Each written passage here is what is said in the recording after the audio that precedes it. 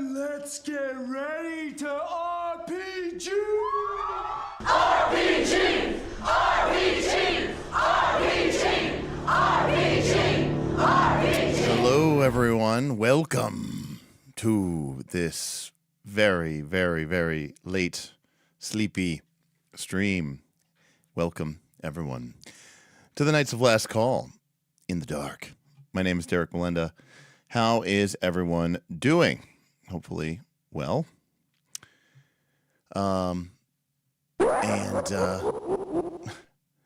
Testy Trekkie super chatted $5.65. Thank you. Says I'm going to sing the Doom song now. Doom doom da doom doom doom doom doom doom doom doom doo doo doom doom doo doo doom. Well, thank you, Testy Trekkie. I don't know the Doom song, but now we do.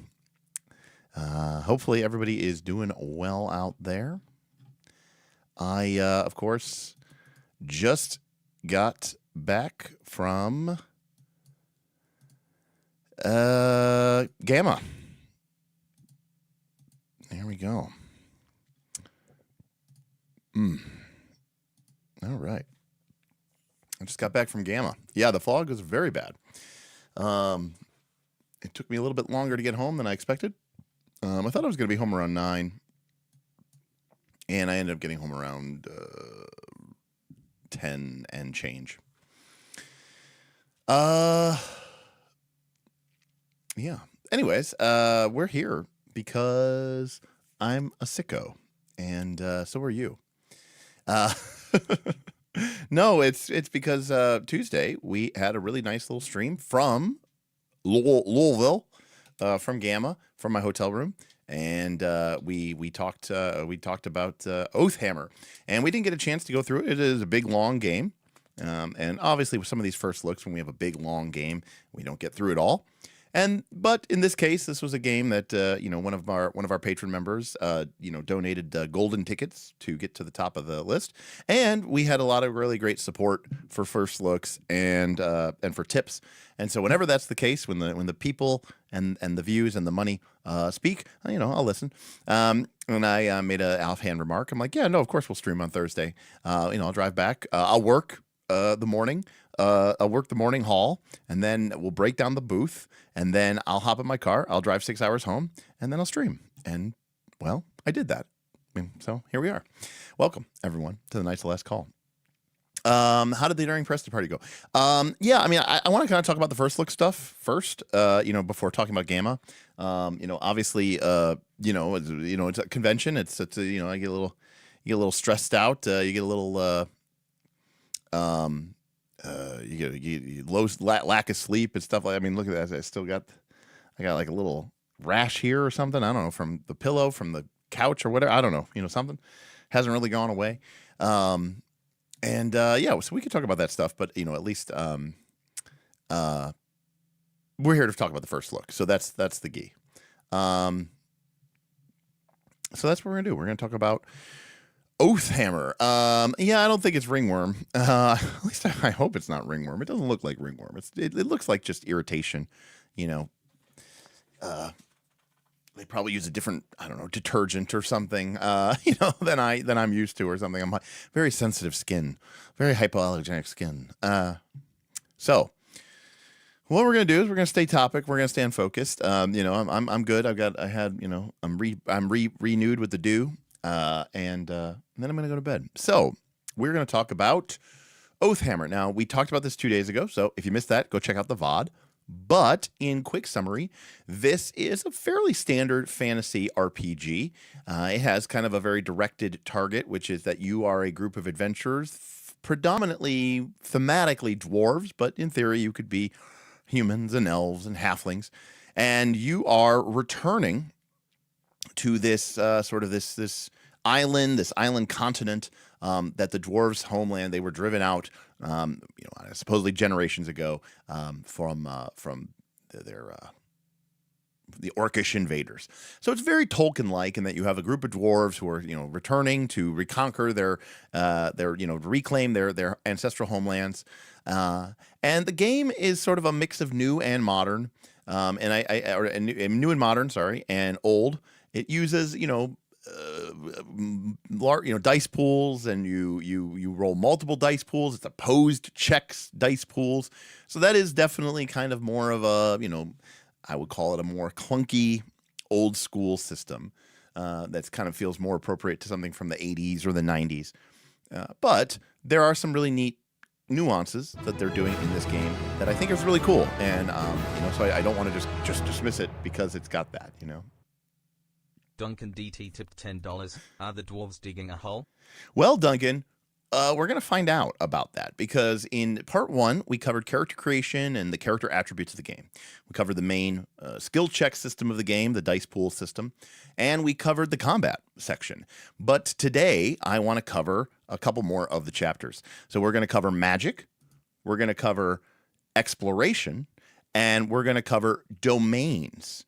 So apparently a part of this game is sort of, that classic D&D, long forgotten, oft lamented, it's been ignored since 1984 component of D&D, which is this idea of like high level epic play, right? Where characters become, instead of superheroes and gods and godlings, they become, landlords.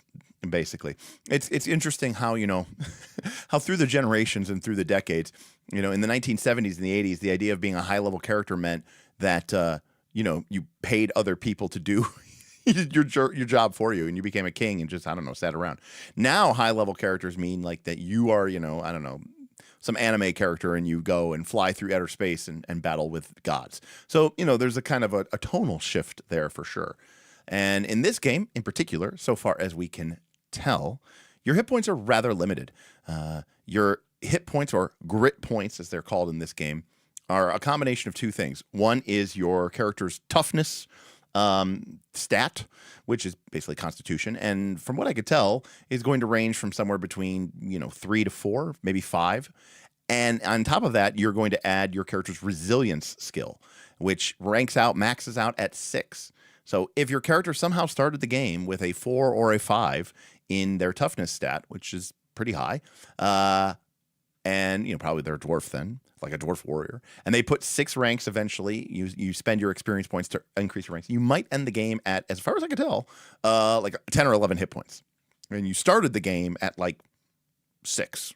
So you doubled your hit points basically from 6 to 11, but 11 still obviously not a lot. So you're not really the superhero, super god character, which for some people is everything, and for some people they're like, and that's okay. Not every game is for everybody. Duncan DT, what's up? Thank you for the 8-month resubby. Evening to you. Appreciate the tier 1 sub too. Really appreciate that. That was very generous of you, and I really, really appreciate that. Hey, what's up, Agile Monk? Good to see you there, buddy. Brother Derek, thank you for all you do for the hobby and community. Good job at GAMA. By the way, our Kickstarter is coming out on May 12th. Very excited. Love you, man. Yeah, very cool, Agile Monk. One of the things that I took away from GAMA is, ICV2, which, to be clear, is, it's like all good data, right? Good data is never wholly accurate, but it can still be useful, right? That's kind of a, good analysis is hardly ever right, but it can still be useful. ICV2 does the publication of the quote unquote top sellers. Now, this number has always been very highly contested and debated because it really is, a lot of it's self-reported, and it comes from local hobby channels and retailers self-reporting. And, it's a bit, it's prone to certain data analytics component issues. However, ICV2 did a seminar on what were the trends of 2025, and one of the key trends, and I saw the list, and they even talked about this at length, was that indie games are on fire. And obviously, their version of indie games includes things like Cosmere from Brotherwise and Daggerheart from Darrington Press, whether you consider those indie games or not.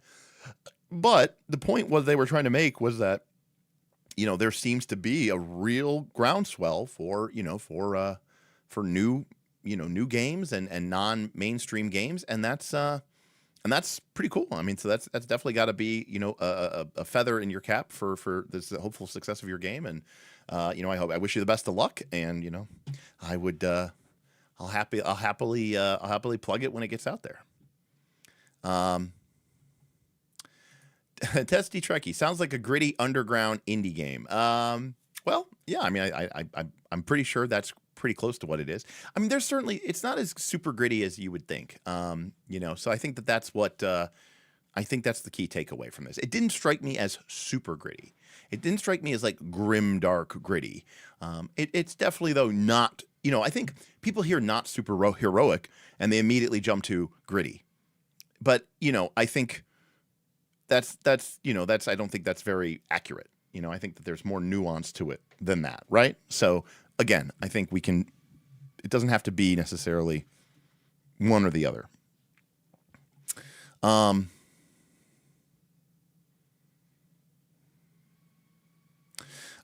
Quick dying character game. Well, that's the nice thing, John. This game is, from what I can tell, not quick dying.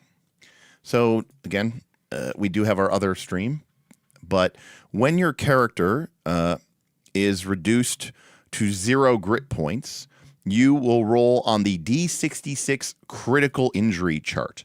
Note that you also may spend 1 luck point to re-roll on the critical injury chart. Every character has luck. It's one of your 6 stats, and it refreshes every session. So in theory, your character should have anywhere between 2 to 4 or 5. I mean, especially if you're maybe a rogue or a thief character, maybe a halfling, I think gets a bonus to luck. So a halfling might have really good luck. You might have 3 or 4 or 5 of these luck points available to you. So you can re-roll on this critical injury chart. So when you get to 0 grip points, you roll on this D66 damage table. And you can see that only on a 14, 15, or a 16 do you die. So, there's there's 66. Sorry. Normally there are 6 T. No, that's not right, is it? Yeah, there are 6 T6 results. No, that's not right. There are 36. Sorry. There are 36 results on a 66 table, and you die on 3 of them. So that means when you get reduced to 0 hit points, grit points, you have an 8.3% chance of rolling death. You know. So is it nothing? No. Is it something? Yeah. So now there is a whole thing there about how if you continue to take, because by the way, in this game, once you're at 0 grit points, you can continue to fight. That's actually something I really like about this. I look, play it like you stole it. I mean, I'm not saying that you literally need to fight to the death every single time, but when you're, it's just you feel so weak and powerless when your character, everyone wants to go out like Boromir, Boromir is at 0. He takes a critical injury, and the GM's like, okay, do you want to, kind of lay down and play dead, or do you want to keep fighting? And he goes, I'm going to keep fighting. And the way this game works is once you're at 0 grit points, every time you take damage, you just roll on this critical injury chart again. And if you ever get the same result twice, you die instantly. So if the first time we get hit, our character gets, an internal injury, and assume, well, this also has a check to check if we immediately die. But let's assume for a moment that we make the check. We get an arrow to the gut and we keep fighting. So then the next thing that we get is just a scar. Cool. We can keep fighting. We get hit again and take damage again. Okay, we get bumps and bruises. Fine. Keep going. And then finally we get head trauma, and then we're like, cool, we keep going. And then we get head trauma again, and now our character's dead. Why is it D66 versus 66? So, Commander Snookums, 6D6 is the idea that you're going to roll six-sided dice and add them together, generating results of values between 6 and 36. D66 is where the first 6 is the 10s, and the second 6 is the 1s. So, D66 produces 11, 12, 13, 14, 15, 16, 21, 22, 23, 24, 25, 26, so on and so forth. So it produces a different range of results. But the other thing about 6D6 is 66 is going to be very, very, very, very, very centrally clustered because of the bell curve, whereas a D66 is linear. So every result on a D66 has just as much chance as any other result on a D66. So it's a linear versus a bell curve, blah, blah, blah. Yes, it's like using percentages, basically. Yes, except you're using D66 sixes. Yeah, basically, that's a good way to put it. So, anyways,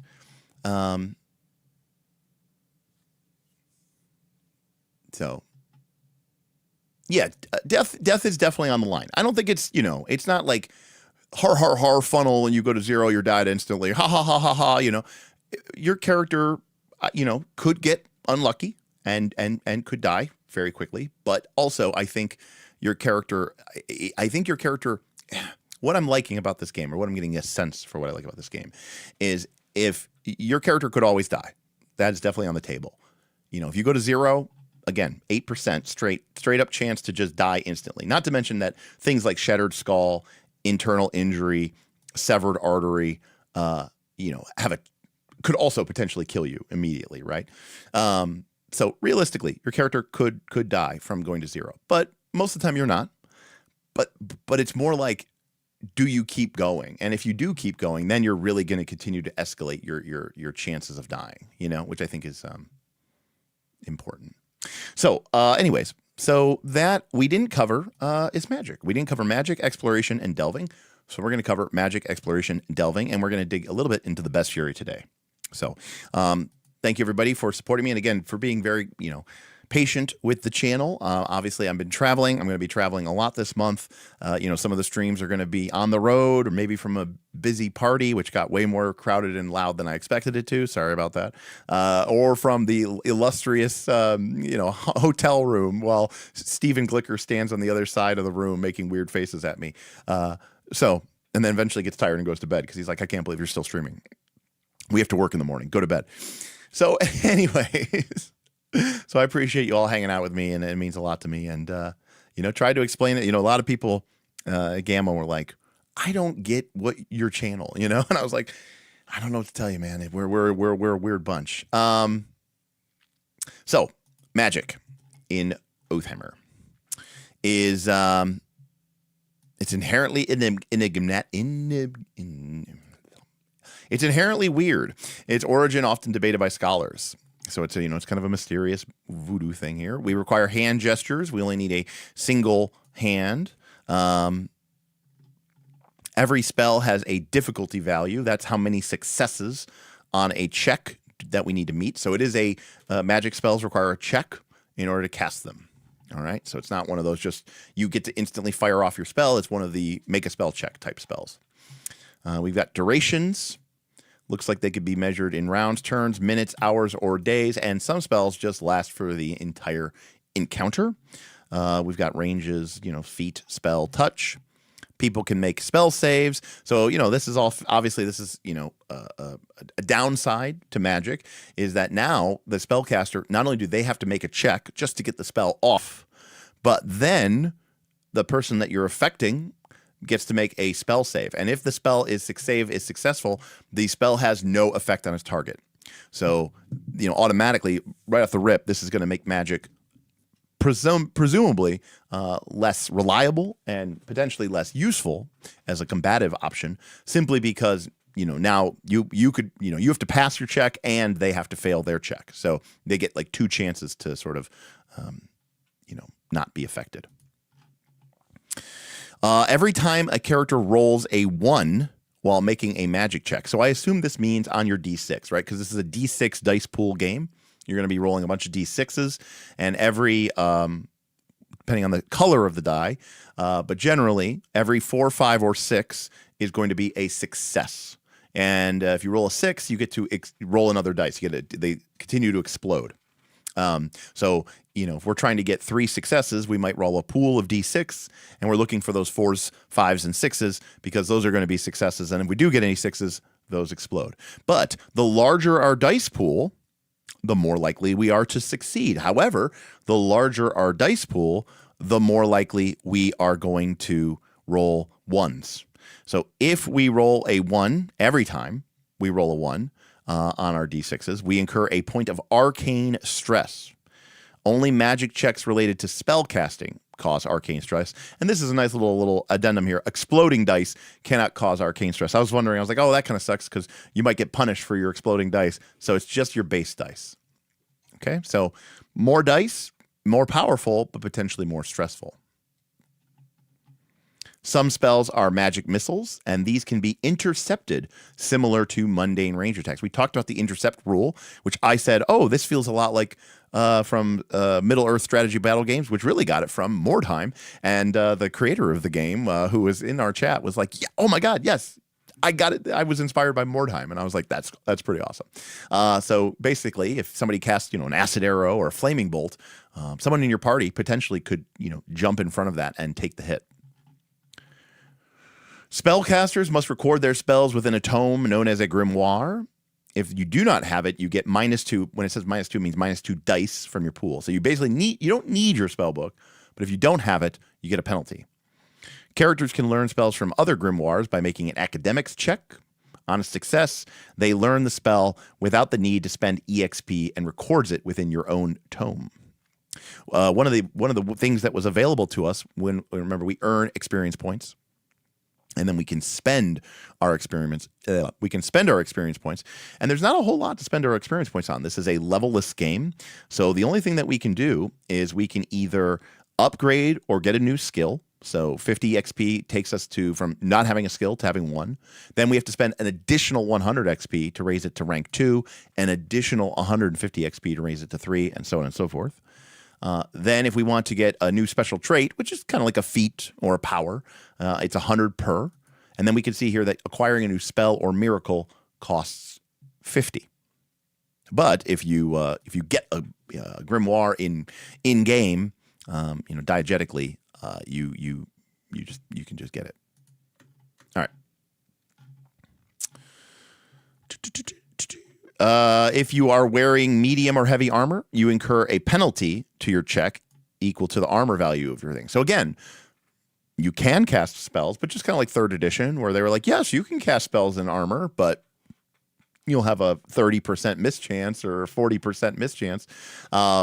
So, you know, obviously some of the armor values are very high. We saw like plate armor was like, I think armor value 8 or something. So you would be getting a -8 dice penalty to your check, which would basically mean you're not rolling any dice. So it's one of those like, yes, technically you could, but basically you can't. All spells derive from the following traditions of arcane magic. That is either elemental, illusionist, Imperial, infernal, Runic, or Stygian. Okay. Hey, thank you for the Prime subby, GM Scott. Good to see you, buddy. GM Scott, I felt uninformed and like a plebeian the other day. We had a gentleman join the Patreon who apparently has published a number of games to which you are a very big fan of, board games. And I was not aware of this designer making those games, and I felt I'm very happy that they're a patron, and I'm happy that they're enjoying our PBTA content. Welcome, Dave. Yeah, I did not know them, but you apparently did, and he knew you apparently from all of your chats and stuff in the in our games. So yeah, I looked him up, and I thought I kind of recognized the one World War II version game or whatever. I kind of remember seeing it somewhere, but I didn't I've never played them, and I don't really know how or where they work or how they work. I just played so much Axis and Allies when I was a kid, and then like Memoir 44, and then I was like kind of done with like semi-modern warfare, basically. Man, Memoir 44 is a great game, though. I also like Battle Lore. I liked all of those Command and Colors type systems. Those were great. They did a Game of Thrones inspired version of that as well. Spellcasters, I think those are by Richard Borg. I want to say Richard Borg is who designed those. Anyways, spellcasters can improve and modify their spells through the use of spell enhancements. This kind of sounds like what isn't Dungeon Coach doing this for DC 20? You can apply more than one enhancement to a spell, but you cannot apply the same enhancement twice. Some spell enhancements cause additional stress, arcane stress, and you take this immediately before you even make the test. Other spells will indicate a penalty to your check. So some of them have a cost and some of them have a penalty, and it looks like most of them have both. So what can we do? Well, we can make our spell controlled. It costs us 1 point of stress, but then we can re-roll a number of dice that we cast for our magic checks equal to our ranks in willpower. This is kind of similar to the way I did magic checks in Dungeon Time Extreme. That's kind of cool. Empowering the spell costs 2 stress, and they get a penalty to their save. A focused spell lets you roll red dice instead of white dice for this game. Red dice make you succeed on 3s, 4s, 5s, and 6s instead of 4s or higher. An extended spell doubles the duration. Does have a penalty to it, though. A hastened spell is very costly. 3 points of arcane stress. Now, we don't know what arcane stress does. A -3 penalty to your casting. It's going to be very difficult to cast anything difficult. It's -3 dice from your pool. But you get to cast the spell as an auxiliary action, basically as a quick action, a minor action, a bonus action, whatever terminology you want to use. Theoretically, therefore, allowing you to cast 2 spells in a turn. Now, I'm going to say it right off the rip. I absolutely love this. One of the things that I really wish Pathfinder 2 had done or was able to do was have more one-action spells, or even have a way for lower-level spell slots to somehow, like as you got higher level, be able to be cast as one-action spells. Because as you get more and more spell slots, I think casters should be able to just do more things per turn, and including casting some of their lower-level spells. So because this has a cost and because it has a penalty, presumably you wouldn't want to be casting your highest-level spells this way. You'd probably fail. But could you use this to cast one of your lower level spells that you would normally never want to just use up your whole turn to do? Yes, and I think that's really cool. So you could use your main action to throw like, a big fireball type thing. And then you could use your auxiliary action with a hasten spell to maybe, throw off a little minor buff that you would never want to waste your whole turn on otherwise. And I think that's cool. Now, in this case, it's not just a penalty to the dice. It's also a set stress cost, significant. So that's fine. I have no idea, Keith. You are learning this at the same exact speed as me. Lethal spell. This, another pretty costly one, too, and -2. The target is considered vulnerable to the spell's damage type, even if they are normally immune or resistant to this damage type. So if you need to punch through and do a bunch of damage, this is the way you can do it. And again, remember, you can combine these. You just can't stack them.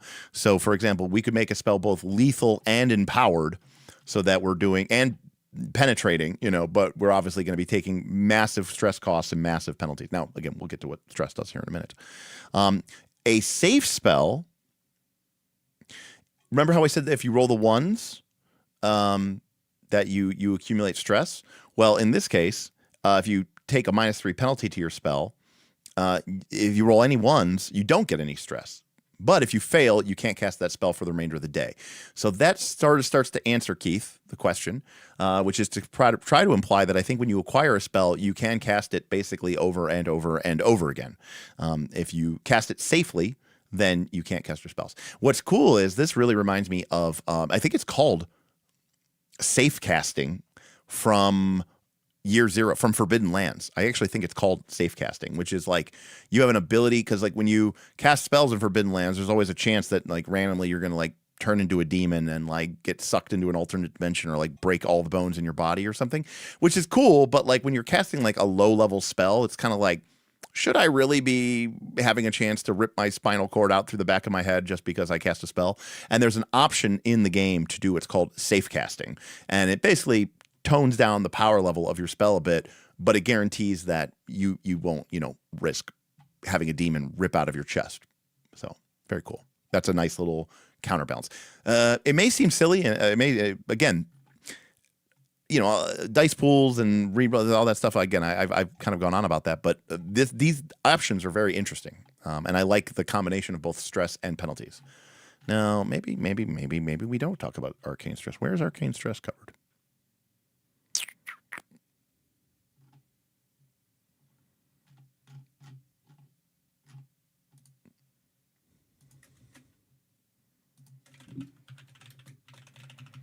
I maybe thought arcane stress would be covered here.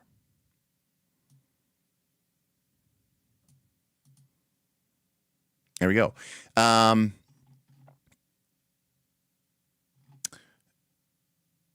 If a spellcaster's arcane stress meets or exceeds their stress threshold, they may no longer cast spells. So here is our primary restraint on how much spells we can cast per day. In theory, as long as we are not accumulating stress, we could cast spells forever.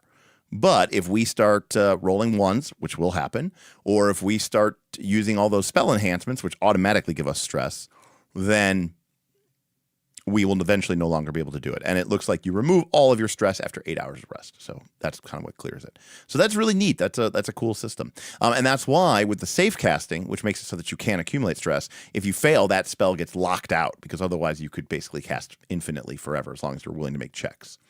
So, hey, Broken Blade Publishing is back and says if we check out the mage traits, that's one of the classes, they can also cast DV1 spells as an auxiliary action. So there you go. Difficulty value 1 spells are presumably, probably equivalent to like a cantrip.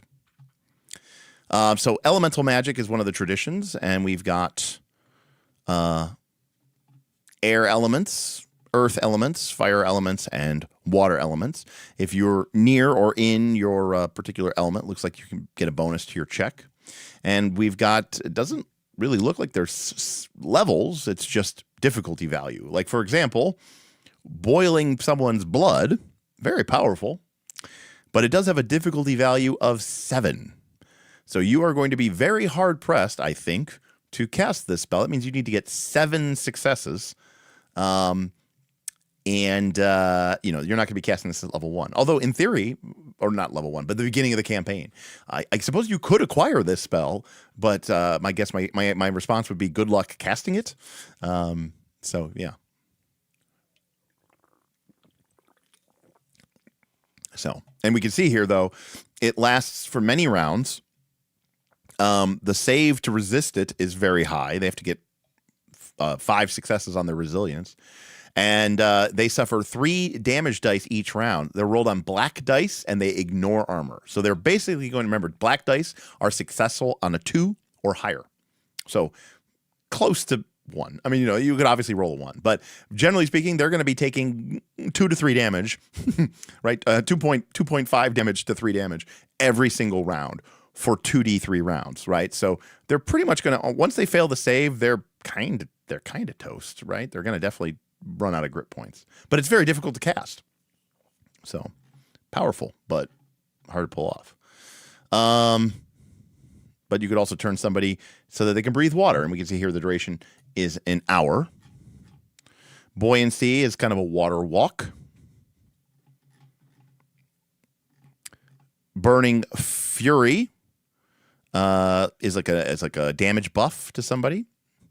We've got Control Weather. Now, this says Ritual.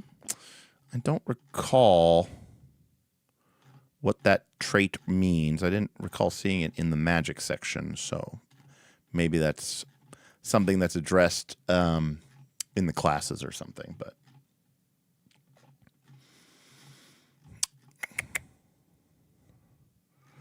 anyways, we've got like a root, like an earth snare, like, restrain them.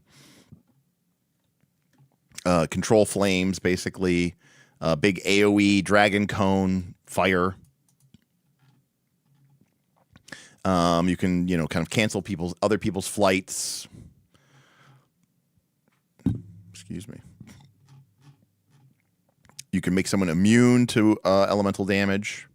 You can fly. You can freeze people. Here's our fireball. Of course, you have to have a fireball, right? It's a difficulty value 5. It's a large AoE at a very long range. They have to make a reasonably tough acrobatics check, and we hurl a bolt of fiery energy. Combatants targeted by this must pass a spell save or suffer 8 damage dice of flaming damage. I am strong. It does red damage dice. It does red damage dice. If you watched on Tuesday, I said this exact thing. I was like, when we get there, Fireball better do red damage dice. And it does. That is awesome. If it doesn't even, it's not even a balance reason. It's because I said flaming, I said flaming. I was like, it'd be cool if flaming damage in general just did red dice. And then I said, Fireball better do red damage dice. And it does. So props. Very cool. Ice shards. Now, so here we go. Here's a basic magic missile. So this is kind of equivalent to a cantrip. You are going to be able to reliably cast this pretty much all the time, right? Not 100%, right? But a good number of times. Now, but don't get me wrong. Like, because it does say that you don't have to roll all your dice. But you could roll a 1 and still get to suffer some arcane stress from this. Well, Lugs, you'd have to go watch the 3.5-hour first look of this game. This is the part 2 of the first look, so it's a little bit tough to give you the TLDR in the middle of the first look because we're not done yet. But it's a fantasy game. It's got some cool mechanics. It's more simulationist heavy than a lot of the games that we've been looking at lately. I'll say that. But there's still a gaminess to it that I think brings it a little bit, back. I would say this is more. I mean, it's definitely more sim. I don't know if it's more simmy than. I don't know. It's tough to. I don't know where I would put it on the simulation scale, but. It's definitely more simmy than like Daggerheart or Pumpkin Spice. I'll say that. Ooh, petrification. That's an elemental spell. Cool.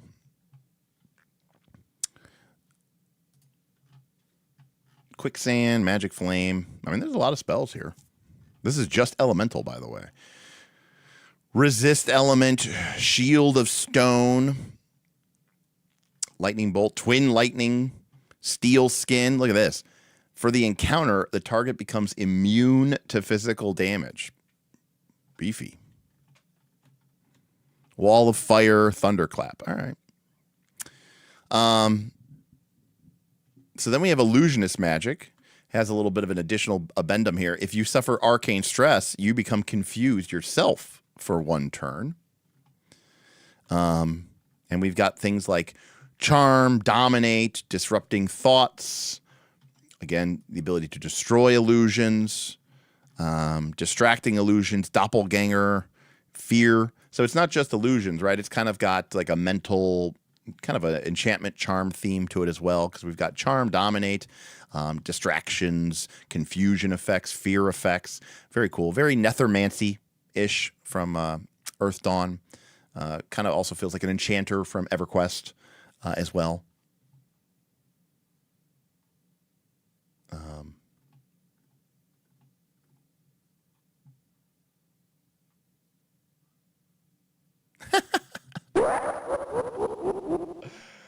Testy Trekkie says, keep my pumpkin spice name out of your mother-loving mouth. Pumpkin spice is great. In fact, funny story about pumpkin spice.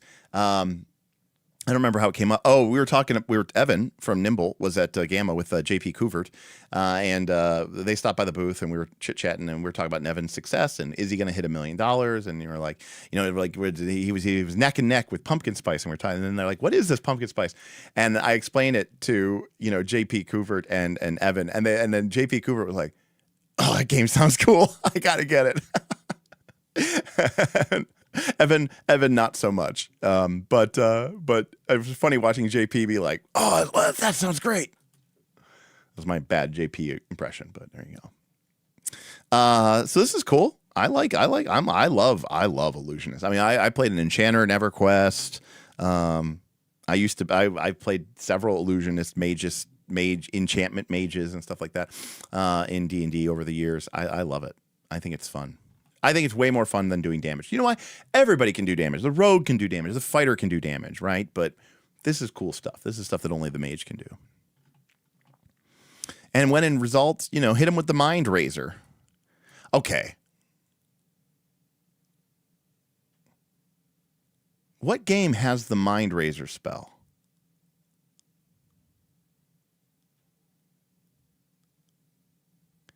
Wait a second. Isn't this a spell from Warhammer Fantasy? I'm like pretty sure this is a spell from Warhammer Fantasy. There's a spell from Warhammer Fantasy, I think, called Occam's Mind Razor.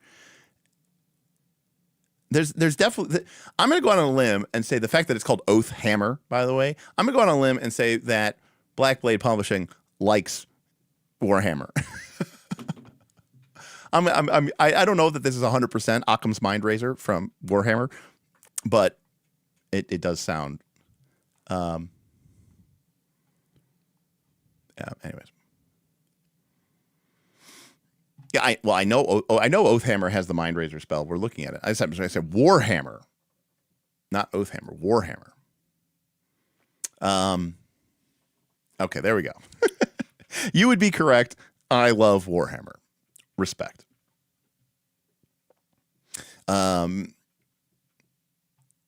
Okay. So you're more with the Warhammer Fantasy roleplay. Got it.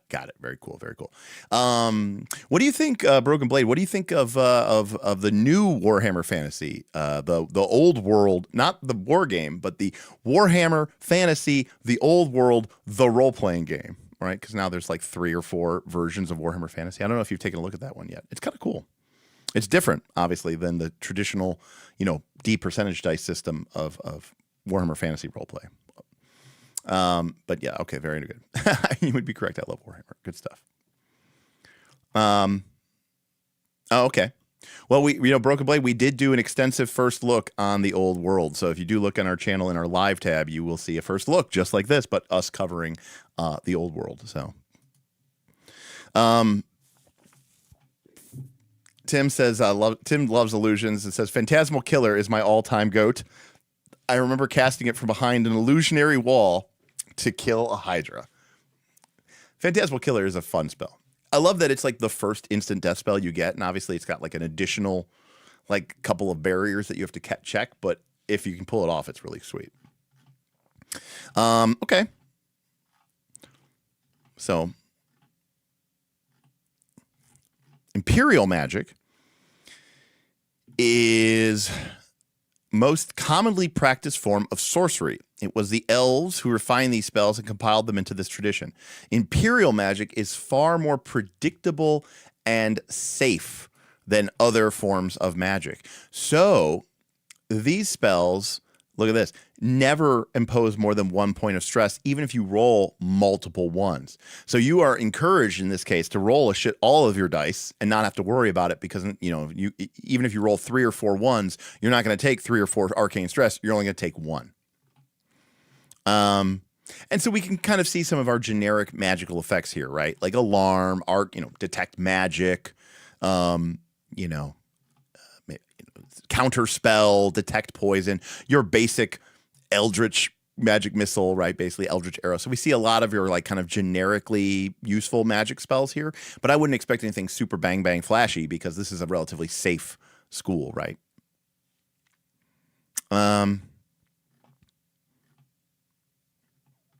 Cool. Create a little magic bridge. We got a knock spell basically. Very simple, easy, minor bonuses to like buff people's armor and buff people's, stats and skills a little bit. Fun little minor buffs, which I think is really cool. It can become very fiddly very quickly, by the way, because you do have to start tracking these things. So that is something to be aware of. But cool. And we also have time stops, so there's that. The good old wall of force. I mean, are we rolling Shadow Dark levels of D6s? No, we're not rolling 30 D6. But I at the high end, I think you could potentially be rolling 10 or 11 D6. I would think at the relative beginning of the game, I think you're usually going to be rolling, I don't know, 4 to 7 dice. So, I mean, I don't know. Is 12 a shitload? I don't know. Maybe. I think if it was higher than that, I think we would start to get, and there might be a few instances where you're going to have like, a bunch. But, I mean, as an example, believe it or not, today when I was in Louisville, there was the last day and it was not as busy. And so I finally got a chance to demo the StarCraft miniatures game, which Archon Studios was there, and they had a demo booth up to demo the game. And I had been stopping by like all con, so they knew who I was. They were like, "Well, when you come to play?" And I was like, "Oh, hopefully I get a chance tomorrow." So I finally got a chance to play today. And as an example, at one point in time, I kind of left my Marines a little too exposed and a little too forward, and some Zerglings got a great charge roll, and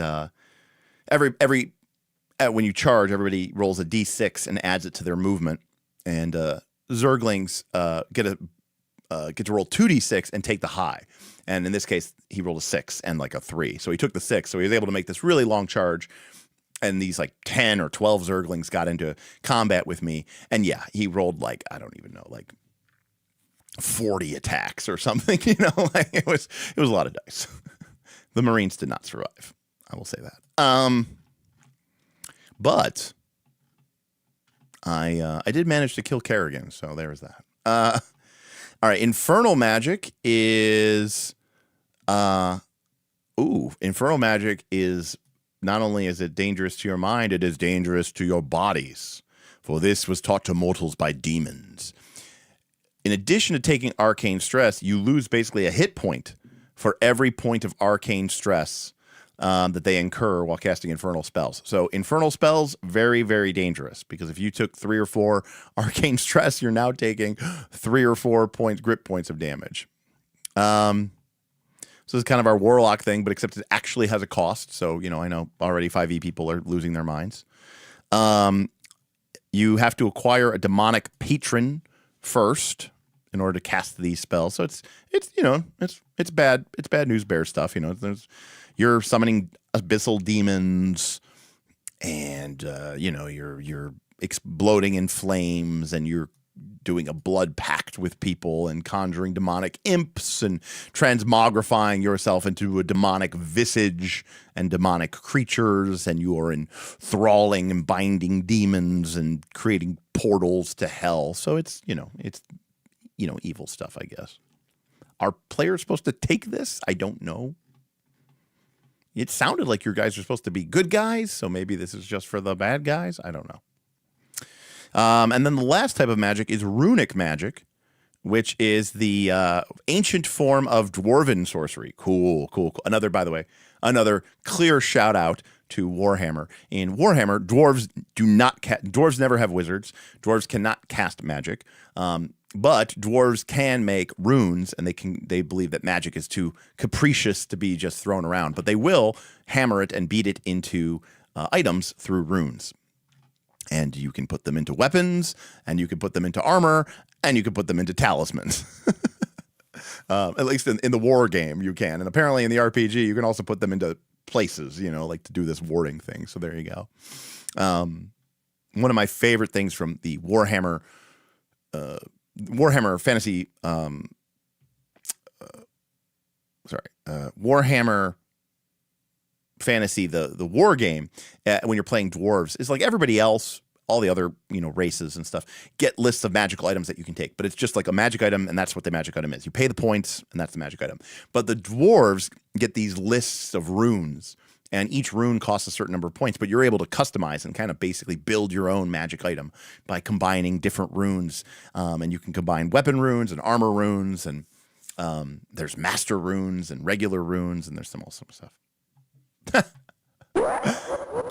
Tasty Trekkie says, should PCs take it? No. Will they take it? Hell's yes. I will admit, I'm not above the occasional, kind of dark anti-hero. I do think it's a bit played out, and I do think some people do it too much, but I wouldn't be 100% opposed to that, depending on the situation and what's going on. I think especially when you get away from like hard written alignment systems, which this game does not have, right? You have the oaths, but it's not necessarily alignments. But I digress. But I'm sure people would take it at some point. Runes have a duration of 1 day, but they can be made permanent. So in this case, it requires a full day of work and 100 gold worth of materials. And the DV goes up by +3, but permanent runes last forever, even if you die, and they cannot be counterspelled. So basically, it sounds like dwarves are the ones who can. Runic magic is how you make magic items. And, yeah, cool. So we've got, we have the rule of jealousy. We have the rule of form. We have these are the rune rules for making rune items in Warhammer, which is that like you can't have an item can't have a talisman rune can't go on a weapon, and a weapon rune can't go on armor. Master runes are jealous, and you can't put the same rune on the same thing twice. So you can only have one weapon. You can only have one runic weapon, one runic armor, one runic talisman. So these are literally all those same rules, which is cool. Armor can only be placed on medium and armor or heavy. No leather armor for dwarves, okay? Medium, we grudgingly accept, okay? Chainmail's still pretty cool, but you should be putting these things on plate, okay? Preferably, you should be putting these things on gromril, okay? That's no dwarven rune should ever be placed on anything less than full-on gromril armor. And in my mind, even though I don't know if it's described in the game as such, in my mind, dwarven plate in this game is now officially going to be considered gromril armor. which is Warhammer Mythrol, basically. Sort of, because Ilthamar is kind of Mythrol. Anyways.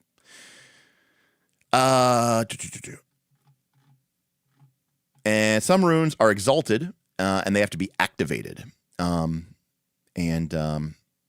If it is used, it vanishes, and if it's permanent, you can use it once per day. So here we have all these other cool things here. So we've got the exalted rune of adamant. Once activated, the wearer becomes immune to physical damage and resistant to all other forms of damage for 2d3. Broken Blade busting in with his own Warhammer lore. I think Warhammer originally used Mythrol before having to change it to Ilthamar and Gromril. So there you go. Gromril is used by the dwarves, and Ilthamar is used by the high elves in the game. It's not really quite sure which one is Mythrol exactly, but it might be better to say like Gromril's more like adamantine, maybe. But because the thing about it is like Mythrol in Tolkien is both light and really durable. So it's kind of like Mythrol, but also like adamantine from like, or adamantine from D&D. It's kind of both. So it's kind of like the super uber material. Anyways.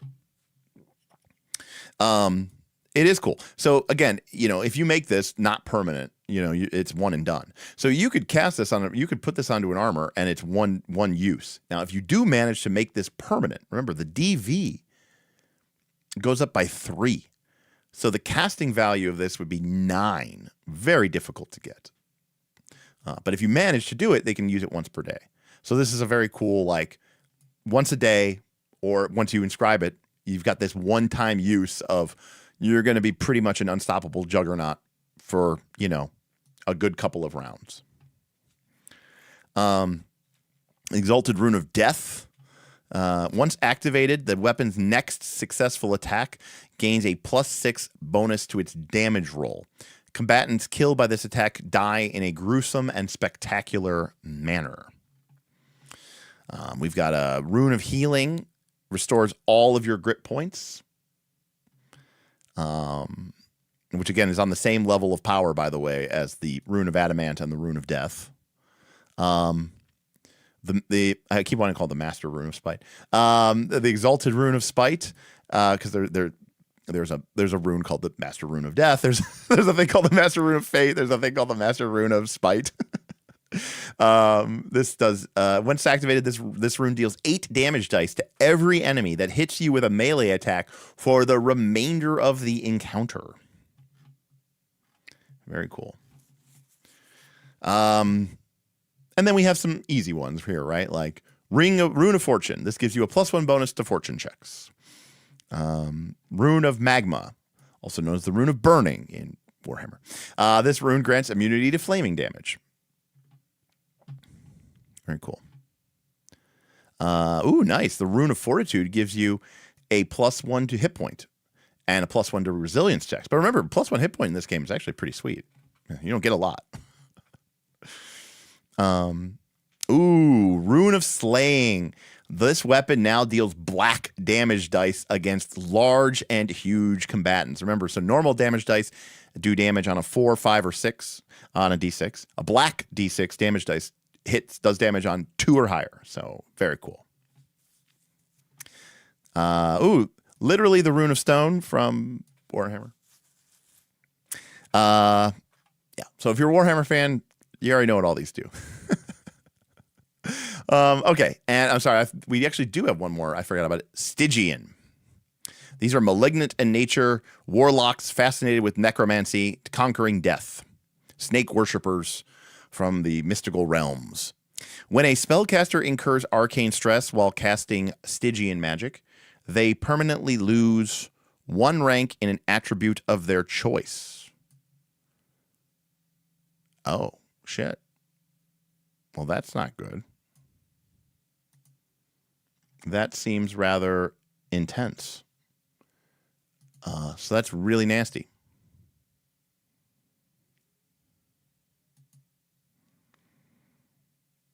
Okay. But evil powers may enter into a contract with someone who has been corrupted by Stygian magic. These dark gods can restore lost attribute ranks to a spellcaster in exchange for services. Only the most vile acts will satisfy these entities, and failure to uphold the pact will result in the spellcaster losing these ranks again.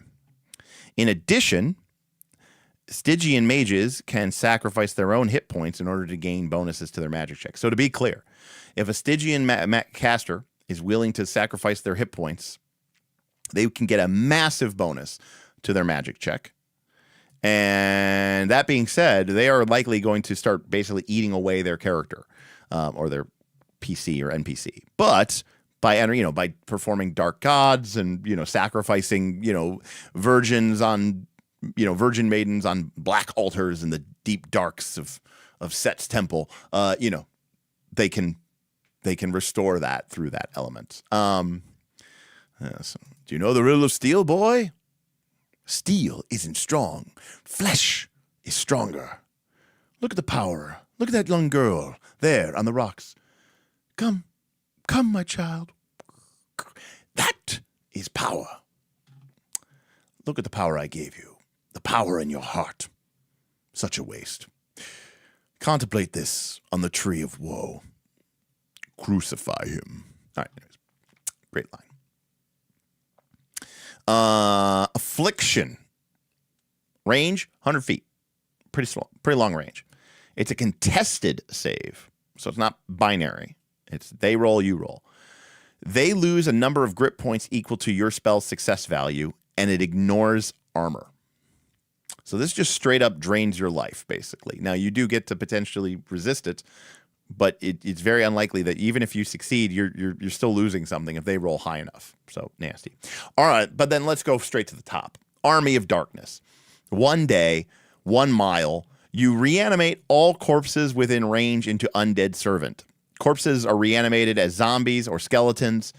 This will create 1 unit of skeletons, soldiers, or zombie swarm. If you cast it near a battlefield or graveyard, it will create 2d6 regiments. These undead are under your control and act during your turn. So obviously, we're not fucking around here. We're playing with the big stuff. Cobra Bile, Curse, all the evil stuff, right? Dominate undead.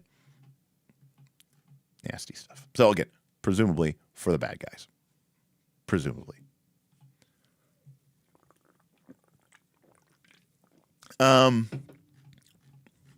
So I'm going to do a poll. We haven't done a poll in a while. Okay. All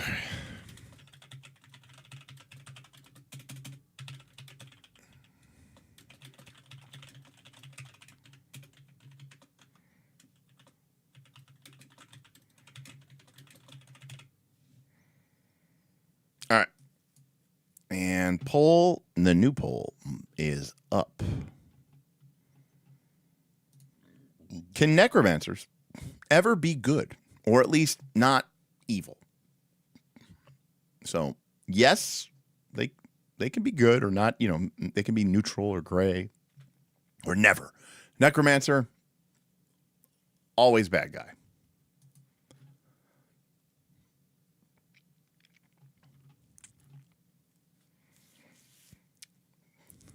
People answering 1.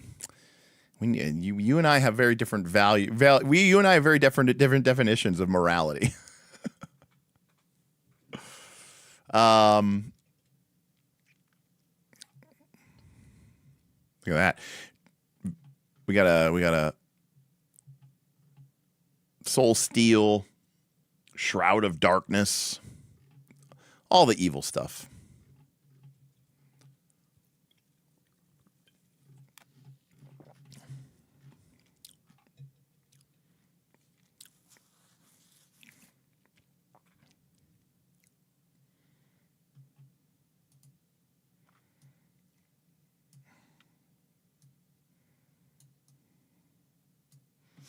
All right, next we're going to look at miracles. Some magic users borrow divine power. This is the form of miracles. Paladins and priests are known for their divine miracles. Miracles are similar to spells, but they are not considered spells. Unlike spells, miracles do not cause arcane stress, and armor does not affect the casting. Divine power is sacred and should be reserved for dire needs. The first magic check performed during the day has a difficulty value of 1, meaning you only need to get 1 success. However, it increases by 1, presumably cumulatively, for every additional miracle cast during the same day. After you fail a magic check, you cannot perform miracles for the remainder of the day. After the next morning, the difficulty resets to 1. So again, there's this idea here of, you are using a different kind of system. This doesn't have the same concept of cost, but eventually the gods get sick of your shit.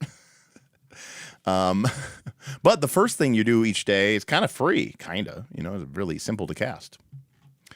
If it's a ritual, it follows the normal rules for ritual magic in that you have to have a holy book to perform them. Unlike other miracles, rituals do not have a set DV. Performing the ritual does not increase the DV and can be attempted by characters who otherwise cannot perform miracles. There are a character who violates their deity's traditions will lose access to their characters for a day and potentially permanently, of course. Divine magic either belongs to druidic, profane, or sanctified. So here is some examples of some druidic miracles. You can awaken a willow tree. You can call wolves. You can create daylight, a bark shield, a bestial transformation. You can detect life. You can direct lightning. You can create an elemental shield. You can buff somebody's hit points. You can heal somebody.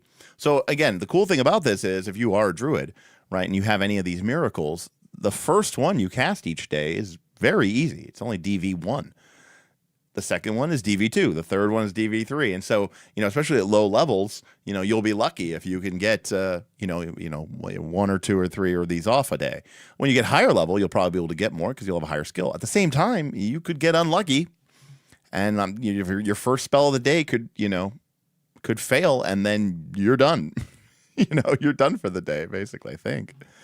Or maybe not. Maybe it just keeps going up. Oh, nope. Yeah. When you fail a check, you cannot perform miracles for the rest of the day. So there you go. So once you fail, you're done. So you really need to think twice before you cast your miracle spells because, again, it's very potent and you get to do it kind of for free. But, if you fail even once, you are locked out for the whole day. That's a cool resource system, right? So here's our, evil spells. We've got doom, famine, right? 1 mile, crops and livestock wither and die from disease within the next week. All sorts of evil, dark stuff. And then here's sanctified miracles. Here's our good cleric stuff. We've got banishment. A demon must make a save or be destroyed. Straight up. Courage. You and your allies cannot become frightened. You just straight out make everybody immune to being frightened. And again, you could cast this and it's just DV1. Look at this. Divine aid. Somebody gets +3 luck points. Nice. They're lost upon the miracle's conclusion. That could be very powerful. Very neat. Remember, luck points let you re-roll your dice. We got lay on hands. If your magic check is successful, you restore 1 hit point, to your target for every success that you roll. You also heal them of any debilitating conditions, such as dazed or poisoned. Very cool, right? But, and again, a high-level, sanctified priest could probably use this several times per day. We've got our Holy Light here, very powerful damage spell, but only works against demons and undead. So it's sort of our turn undead kind of effect, right? Sanctuary, restoration, righteous armor. It's for the entire encounter, 60-foot range. Us and all our allies get a +1 bonus to our armor rolls and defense rolls for the entire encounter. Very cool. But again, it's one more spell, and that means that the DV is going up by 1 again. So this is a really cool way of making these feel very different from magic users, but also feeling still kind of like you're limited. This is actually a really cool magic system. I like it a lot. Now, of course, I should point out, with anything, especially with arcane stress, and especially with miracles, if you're doing the modern trope of, 1, maybe 2 encounters per day, then this isn't interesting. And in fact, it's probably very powerful and broken because, your character will just spam miracles and then the DV will get high and then they'll go, rest for the day and not take any more encounters. As with almost every resource system, if you basically hand wave resource management, then all of these mechanics fall apart completely and fall to shit. So, your mileage may vary depending on how shittily you run your games and or how boring and prosaic the adventure path that you're using is written. So keep that in mind.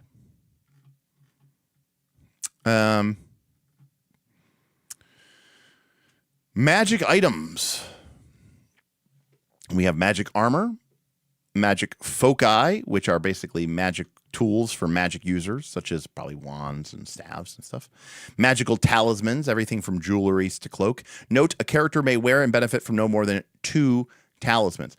I am a fan of, in some ways, of D&D 5e's attunement rule, which is to say, I don't like slots. Like I'm at a point in my life where I just like, oh, my glove, it's not World of Warcraft. And like, I liked it in 3rd edition, but like, what are my greave slots? What's my belt slot? What's my back slot? What's my kneecap slot? Right? What's my left pinky ring?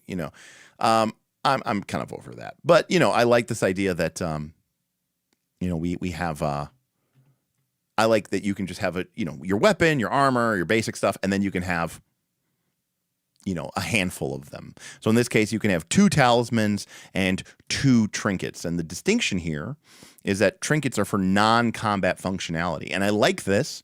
This is just like what 4th edition tried to do and what in some ways Pathfinder 2 did do, which is to say, we don't want to make people have to pick between stuff that's good in combat and stuff that's bad in combat. Because even if people, you might say, oh, everyone's just going to take what's good in combat. Yeah, because combat will kill you. And it does make sense to, prioritize the thing that's going to help you in the kind of encounter that's probably going to kill you. So what I like about this is it makes you not feel bad. You can take your 2 combative, combat-oriented magic items as your talismans and still get 2 non-combat-oriented items in the form of your trinkets. And a good optimized character is going to have both because why leave some money on the table? But you're not going to just, fill these up with just combat shit and not have anything fun and cool and useful outside of combat. So this is a really great system. This is actually, I don't remember where else I've seen this, but it's been, there's some ideas of some games that have done something like this, but this is just a really clean, straight system that I think a lot of systems could benefit from. Is say, hey, look, we respect the fact that combat's in our game, and we'll do it. What's in your Culk ring slot? Yeah, I'm incorrigible. Yeah, I have laid a lot of Culk in my day. I've redone some bathrooms. Yes, I know Trespasser does something very similar as well, and I remember praising it as well. So this is just a great system, and it's very again, it doesn't, and it especially makes sense because I know that Tundle's very aware of 4th edition, and 4th edition tried to make it so that you didn't have to choose between the lesser of 2 evils, right? It said, look, you can have your cake and eat it too. Here's your utility powers. You don't have to choose between the cool combat power and some utility power. Now, I say that a lot of utility powers did have combat usage, and people did tend to take them. So that's why I said 4th edition with an asterisk, because sometimes it didn't work out that well. Anyways, Bonded items. Legendary items develop a deep connection to a single character. Characters cannot share legendary magic items. Oh, wow. Straight up mega game, right? Bind on equip. We have lesser, greater, and legendary items. We got some identification curses stuff, but we got magic items in here. This weapon deals poison damage. The battle mage's wand lets your mage bolt do extra damage. We've got, very classic Tolkien. The black arrow, it is one use, does +4 damage dice, but is destroyed upon use. I would fix this. I would say that it does damage dice or whatever, but I would make them all black. That way, when you shoot the black arrow from your bow, all the damage dice become black dice. That would be very cool. And maybe also, well, no, technically, it doesn't re-roll armor. But there's this idea that the black arrow is good at penetrating armor. But then again, he does find the armor slot, and he's just a really good archer. It's debatable. But anyways, that was in line with just some of those fun little meta things. It's not a rules balance thing at all. It's just me being like, "Ooh, black arrow, black dice." When I see the word black, I want the black dice. The fireball being red dice was such a chef's kiss thing. I loved it. Yeah. So very cool stuff. Like it. So here's an example of a trinket. I wanted to look at a trinket. So for example, if you have an ever-burning torch, cool. Normally in this game, you're like, really? I'm going to use one of my talisman slots on an ever-burning torch? No, but you might use your trinket slot, and that's a really cool idea. Same thing with like an explorer's manual or a fire-eating fan and all these little fun, fun items, right? Which I think is really cool. Very cool. Yeah, like a magic cook pot, right? Very cool.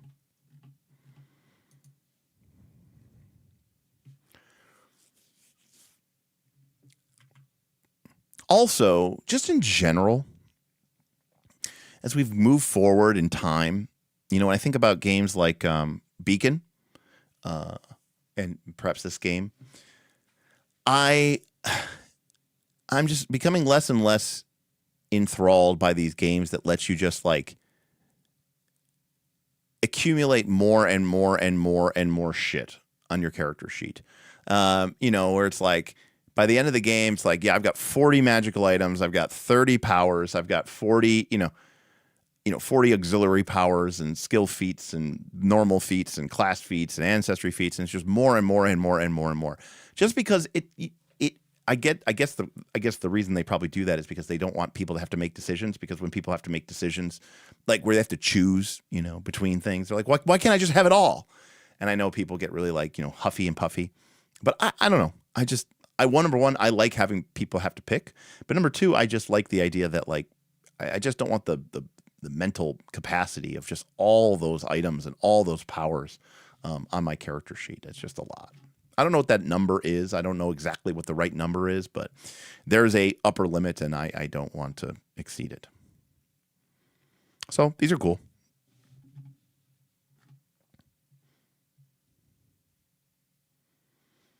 No, arcane stress is only used for because it's not stress, Mark Lore. It's arcane stress, and is only used for arcane magic. So Adam says the way I solve this in my RPG is that every time you get a new power / ability / magic, it physically warps you slightly. The accumulated change is the central tension of can you go back home. We could take a side tangent here, but in Wilderfeast, which is the game where you kill monsters and eat them, and when you eat them, you can acquire an ability from the monster that you just killed and eat.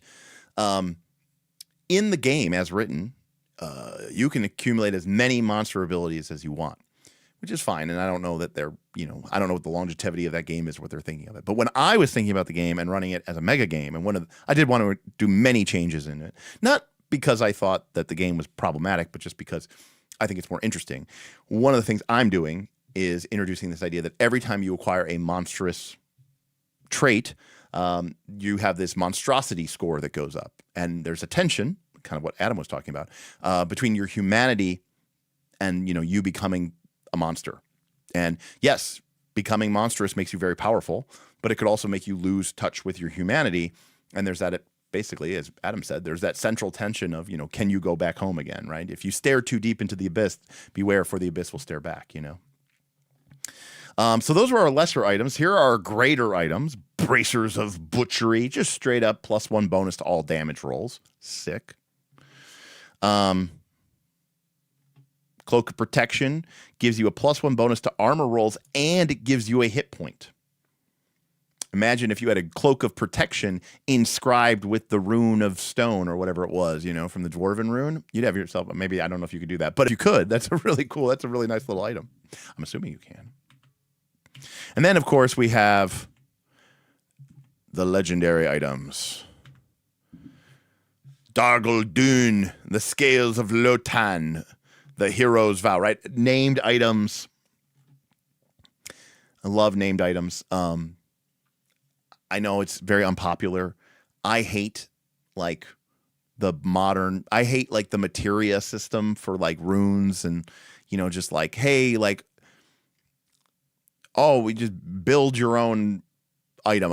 It just makes items feel so like a commodity, and they just feel so soulless. And it's one of the great ironies of, or not ironies, I guess. It's one of the great depressing things about Pathfinder 2 is that named items, unique items, are universally considered pretty much shit because they just don't work as well as just, a normal item with a bunch of runes in them. And that is unfortunate. Okay. So that's magic. I think the magic system is really cool. I like both those systems. There's an interesting tension there, and I like it. I think that's really cool. All right, exploration. This is not as long of a chapter, but we do get this idea that there's this component of exploring Osterk Isle. Remember, the idea is that this island, contains orcs and ruins of dwarven kingdoms and strongholds, and the party will have to, they land on the island. They land at this kind of this frontier town, this sort of, toehold against the darkness, right? Very. I called it very Runes of Kunarchy, but very or very Northport, Northern Reaches, and then you're going to stretch out. So there's this idea that because of the Great Calamity, the maps are unknown, and you're going to be exploring this place. So there is a hex crawl assumption based into this game. We've got 6-mile hexes, and that is roughly the distance a company can travel a day is measured in hexes. Movement points are how far you can travel. And you begin each day with 4 movement points. This means that in good terrain, grasslands, the characters can travel roughly 24 miles per day. That's pretty generous, but not completely insane. That's like an average of 3 miles per hour for 8 hours, which, is a good, healthy day of walking. Assuming you don't have roads, though, that is pretty tough. But still, it's within the realm of basis. On the other hand, woodlands and mountains cost 2 and swamps cost 3. So, you're moving basically half as fast, and that feels about right. As a resident expert, when I was hiking the Appalachian Trail, which you could argue is either woodland or mountainous, a good day for me was, probably 10 to 12 miles. But I wasn't so 2. Basically, 2 Texas. 15 if it was really easy terrain.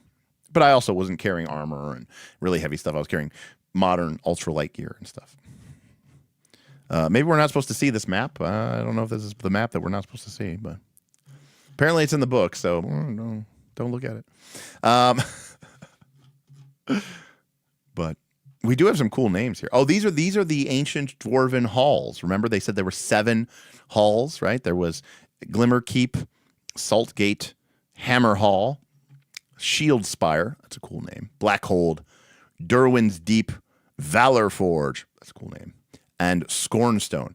I got to say, I got to give these dwarven holds 10 out of 10. Those are all really cool names for ancient dwarven holds. Really approve heavily.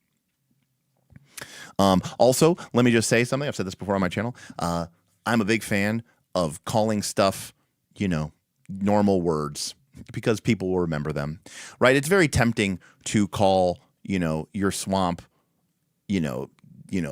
something ridiculous, like, I don't know, like the Sasakia marshes.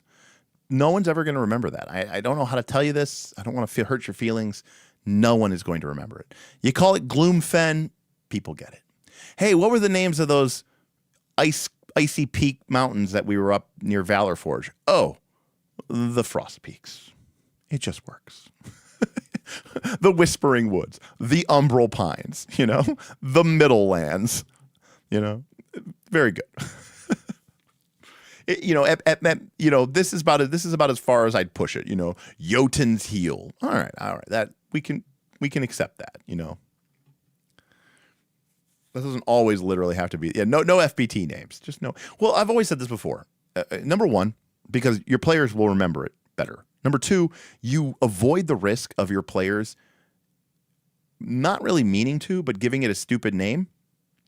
Okay, and then forever your cool thing becomes a laughing joke of your team. So, for example, let's say that you have an order, kind of very Thulsa Doom, right? Let's say you have an order of sort of dark knights that are on Osric Isle, right? And they want to, install martial law and be this kind of evil but powerful force. And you could call them the Knights of the Blood Throne. Or you could call them the Knights of Gilgarthaxis. Now, you could call them the Knights of Gilgarthaxis, or you could call them the Knights of the Blood Throne. Now, number one, players are probably going to remember the Knights of the Blood Throne more than they're going to remember the Knights of Gilgarthaxis, which is already a plus. But secondly, the first time that somebody calls them the Knights of, Gabagool, or like the first time somebody calls them the Knights of Gargamel or something, because they're like, it's Gar or something, I don't know, the Knights of Garbage Man, like it's the Garbage Knights. That's it. It's done. You might as well just delete the faction. It's just never going to work ever again. It's going to be a laughing joke. If you're nodding your head at home, it's because you've been playing D&D with real human beings for the last, 10 or 20 years, and that is just what happens, okay? And so if you call them the Knights of Blood Throne, at least you give yourself the best chance of avoid. It may happen anyways. But if you call them the Knights of Gilgarthaxis, I promise you, they are going to very quickly become known as the Garbage Men or Gargamel or, something. Because no one's going to remember, and the person, they won't even be meaning to do this. They'll just say it. They'll be like, and then, yes, I think that there are some elements to the Draw Steel naming conventions which are a little bit like, this is just going to get immediately disrupts. Yeah, the Garfield Knights, the Garfield Knights. I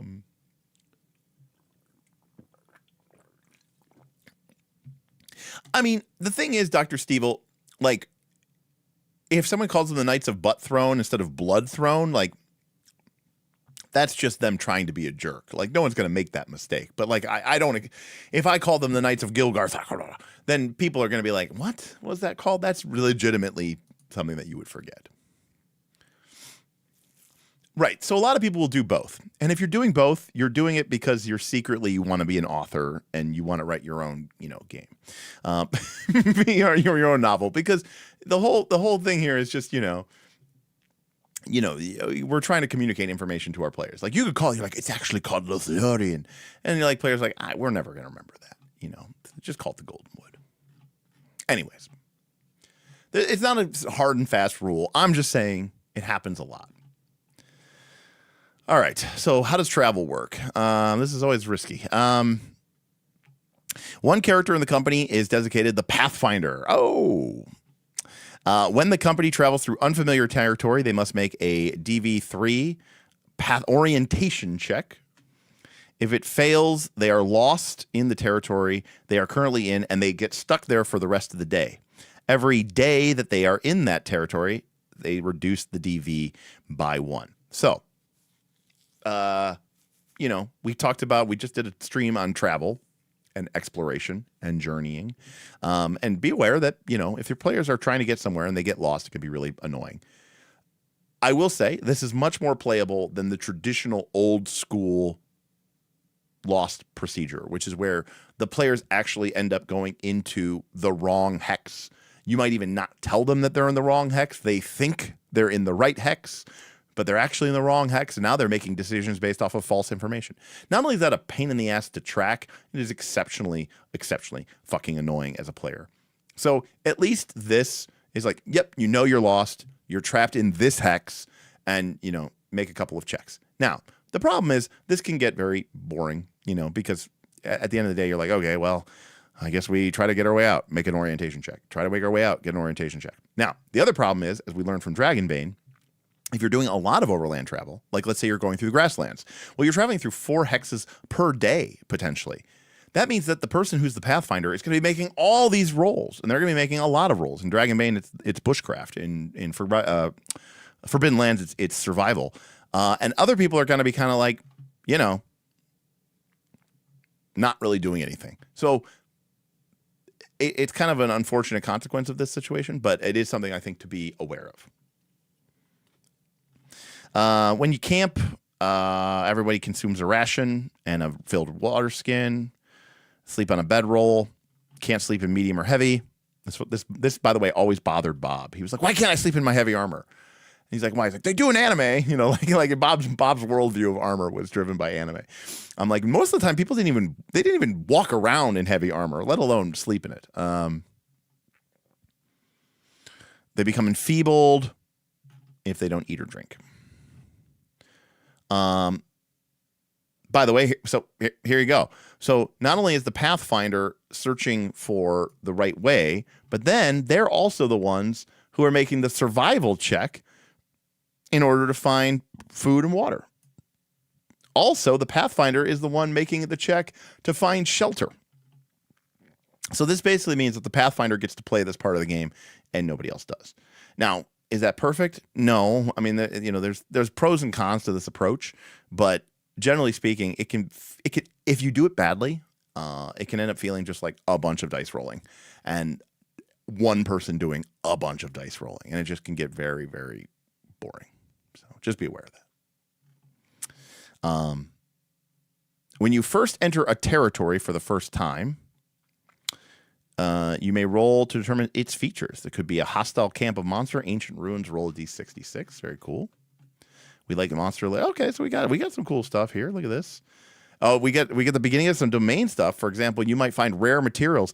The territory is rich in rare materials. A mine built here will generate 6d6 gold pieces in taxes each month. So clearly there is a process here of, you know, leaning towards. DR Steve will tip $25. I assume this is for Gromrel Strength Mountain Dew to keep you going. Absolutely, Dr. Stebble. I'm extremely tired. But I will admit, Dr. Stebble, right, number one, the first Mountain Dew is almost finished, but I brought it back up. Secondly, this is a really interesting game.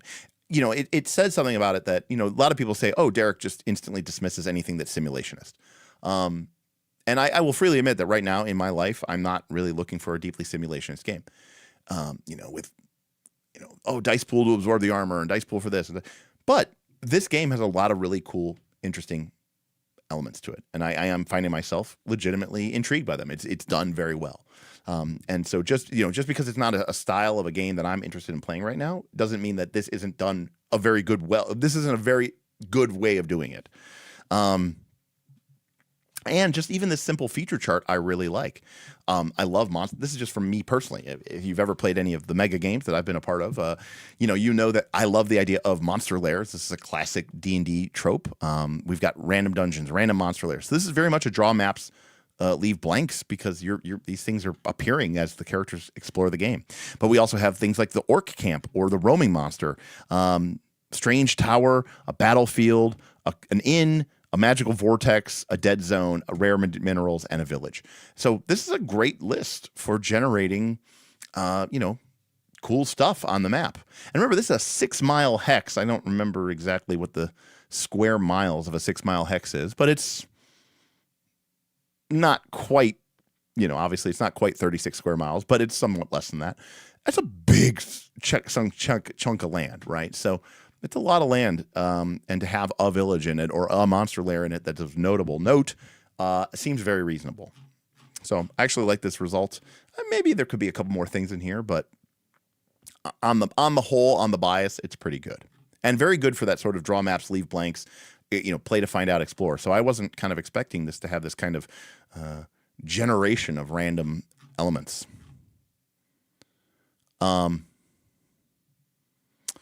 Yes, I agree with you there, Commander Snookums. Commander Snookums says, for the people listening at home, simulationism via a grounded abstraction through mechanics is inherently more interesting and usable. And that is utterly incomprehensible to anybody who doesn't regularly watch this channel, but all of you presumably know exactly what that means. And you know what? It's exactly right. So I agree with you. That's where I'm at. Grounded abstraction through mechanics makes simulationism more enjoyable. In fact, I would argue proceduralism through interesting mechanics, especially interesting mechanics that actually interact with the features of the game set. Things like your spells, your powers, your traits, your character classes become even more compelling. And that, I think, is where it becomes really interesting, because then everything feels more like a coherent whole. I don't want to go off on the tangent, but anyways. Regions. So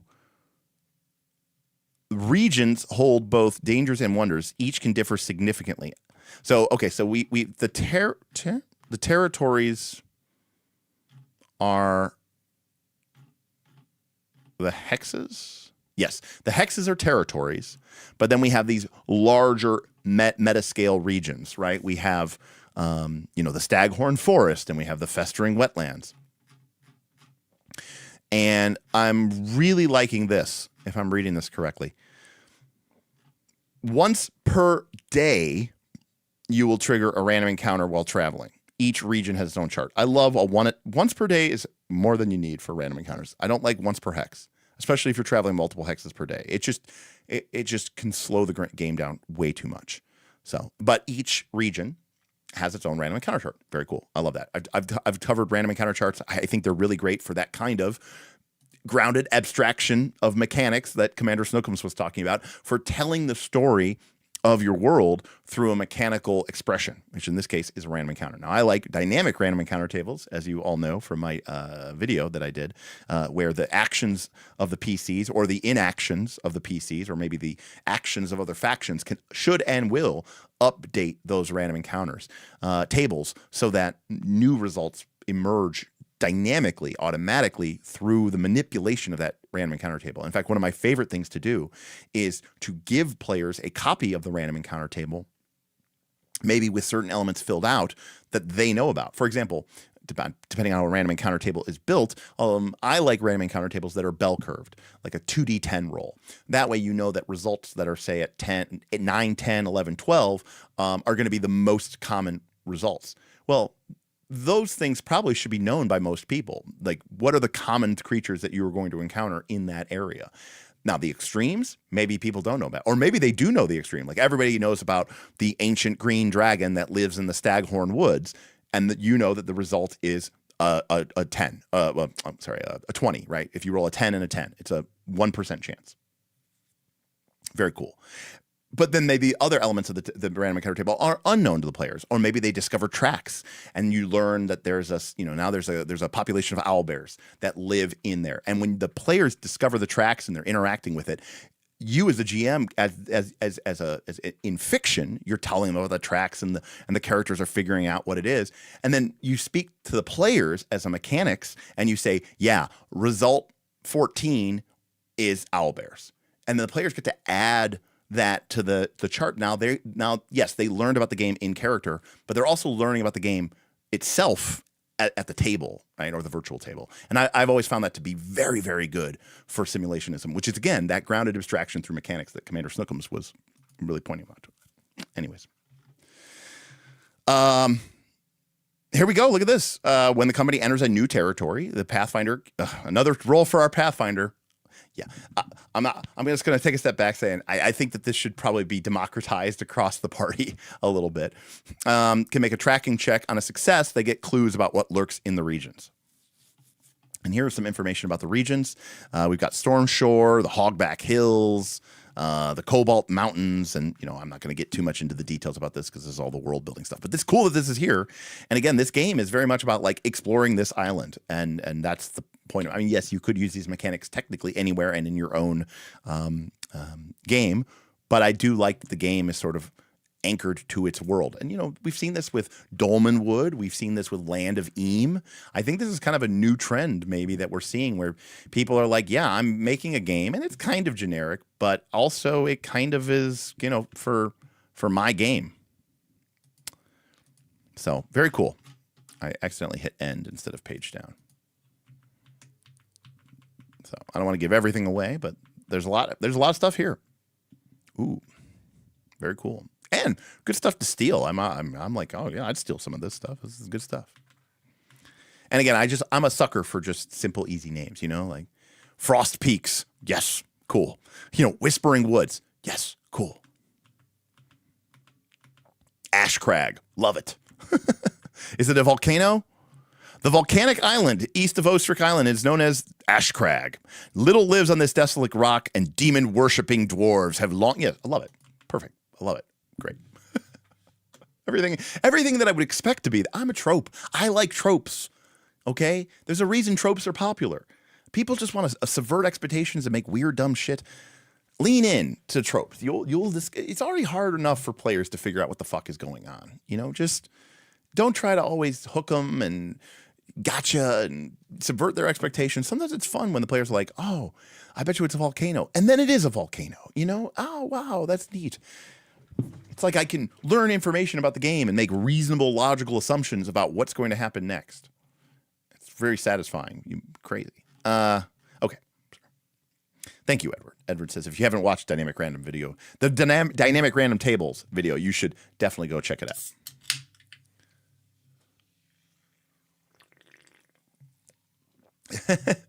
Hardrick says, so far, miles ahead of Kingmaker Hexcrawl. Have not yet reached domain building yet. Well, we're about to get to domain building, Hardrick.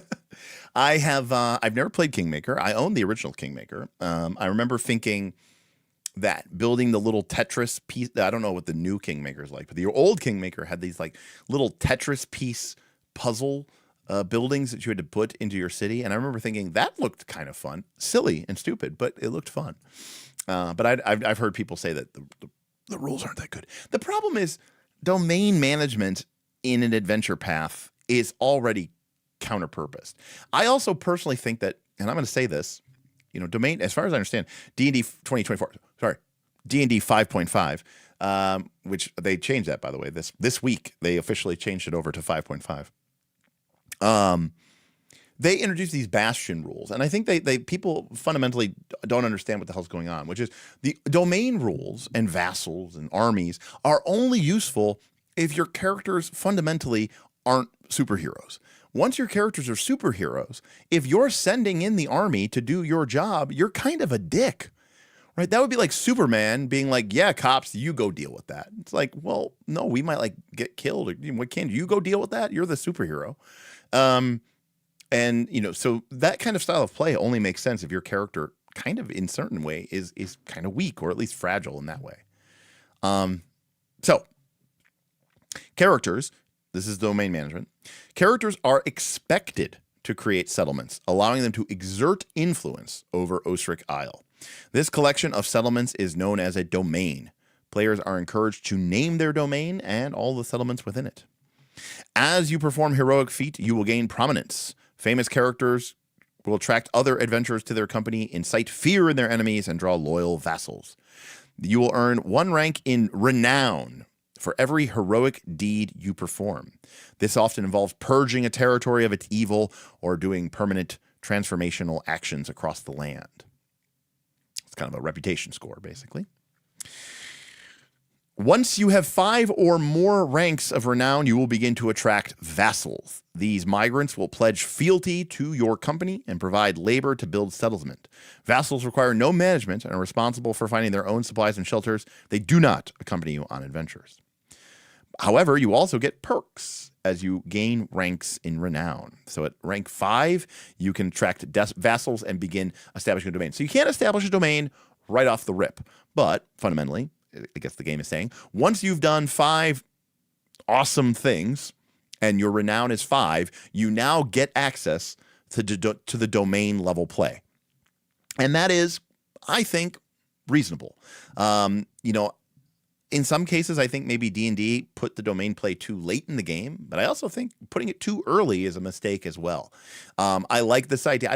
It's very hard to judge by just looking at the rules of how long it would take you to acquire 5 ranks in renown. Now, obviously, as a GM, you could just start. Maybe one of the players is, the prince, and you just, he's the prince and his loyal band of followers who have come with him. He's your Thorin Oakenshield, right? And the other people are people like Balin and Keely and Feely, and you're coming to Osric Island, right? As sort of of a nascent dwarf prince, because maybe you're a little hot-headed, maybe you're a little driven, and you said, I've grown up with stories of our ancient homeland, and I will return. And maybe the GM starts you off with 4 or 5 points of renown, and you can start attracting vassals right away, and you could play that kind of game.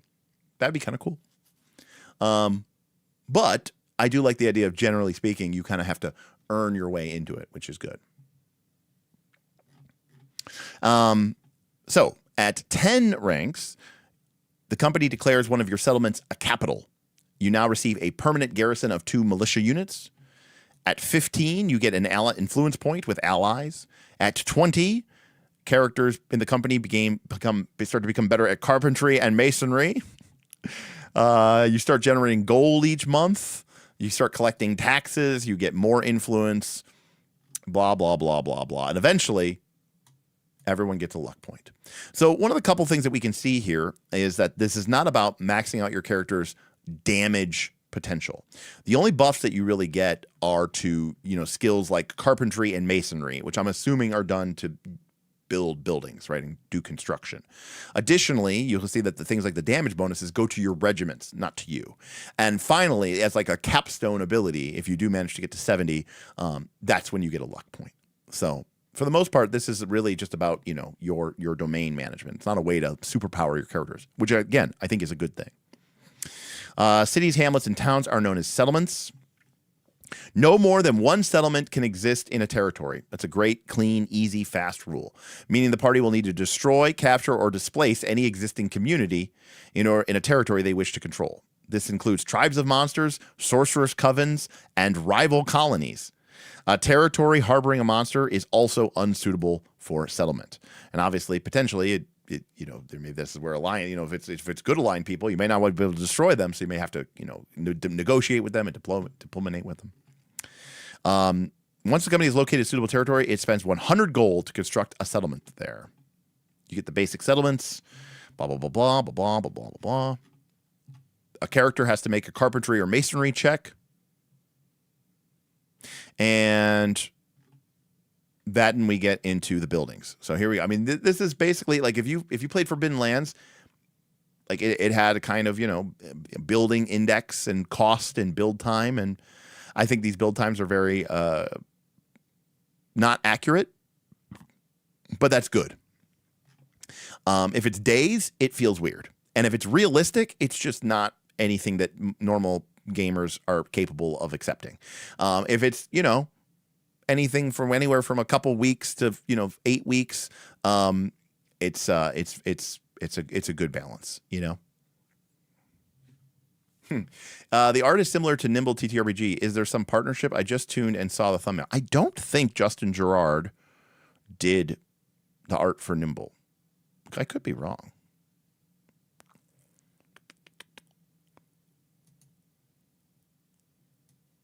I could be wrong,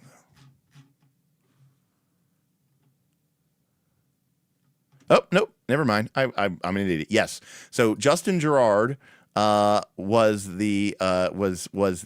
Gerard is the primary artist for Oathhammer. And Evan also used Justin Gerard's art in Nimble. So there you go. So yes. And by the way, Broken Blade Publishing, who is the publisher of Oathhammer, says there are some licensed pieces that both games share. So there you go. There is some sharing of art.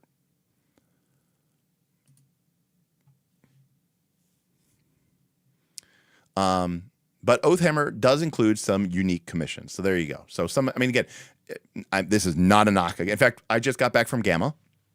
So there was a lot of conversation about art and artists, about the costs of spot art and the costs of cover art and the costs of spread art and the costs of detailed character art versus whatever.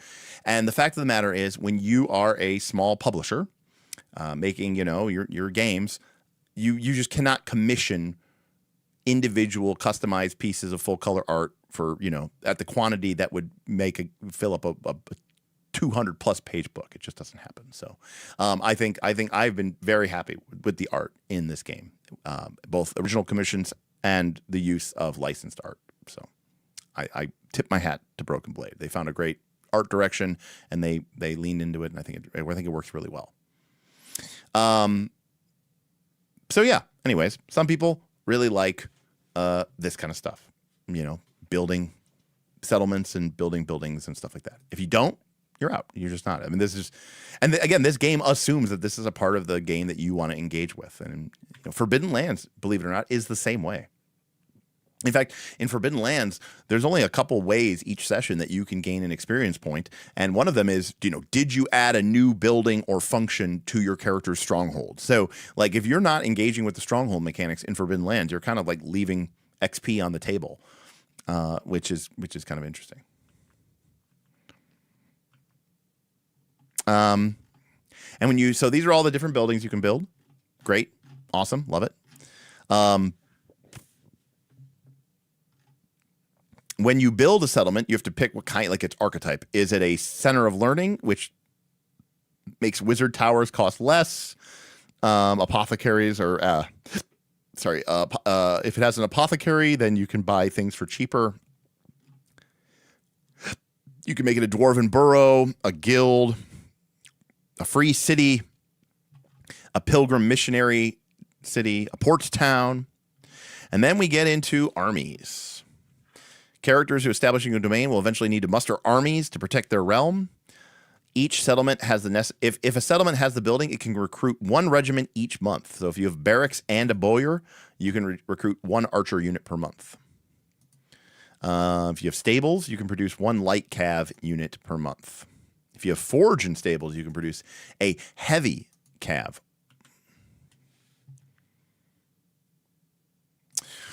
So it depends. One of the advantages that people have is if you're ordering a lot of art, then you can sometimes work down the price because you're doing volume, right? You might say, like, an artist might want $400 or $500 for a spot piece of art.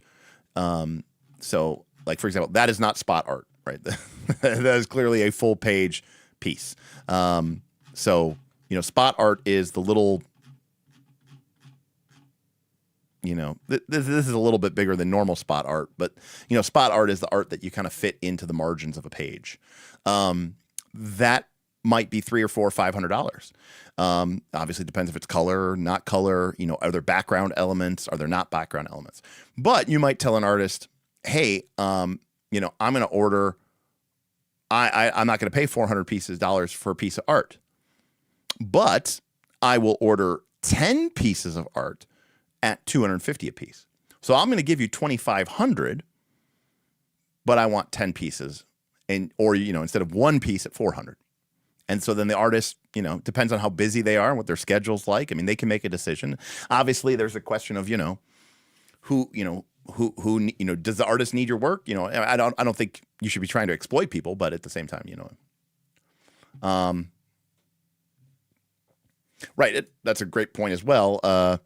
It depends on the artist, right? Like, if an artist is in demand and they have a style that is, really over the top, they might charge a lot more. And then, for some of these full art, almost cover art type pieces, I mean, these things can vary greatly. I mean, for like a piece like this, you could be talking about thousands and thousands of dollars. It could be $2,000 $4,000. I mean, it's very expensive, especially a piece like this, right? Where it's just like every element is detailed, like from the background elements to the little details in the dwarven carving.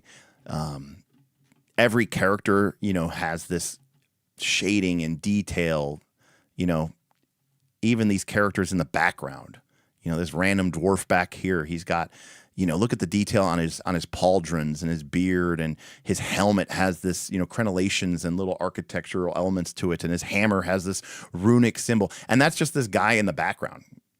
So, a piece like this from an established artist, big money. Big money. It's crazy. Yes. It depends on the cartography, obviously. If we're talking about a simple drawing of a map, that can be pretty cheap. If you start talking about like the full color art renditions and listen, you talk a lot, I listen. You spent half the con talking about art prices. I feel like that's the one thing that everybody talks about. I'll tell you what I did learn. I'm not going to be able to afford any art. That's what I learned. That's what I learned from Roll for Combat. Derek is not going to be able to afford any art.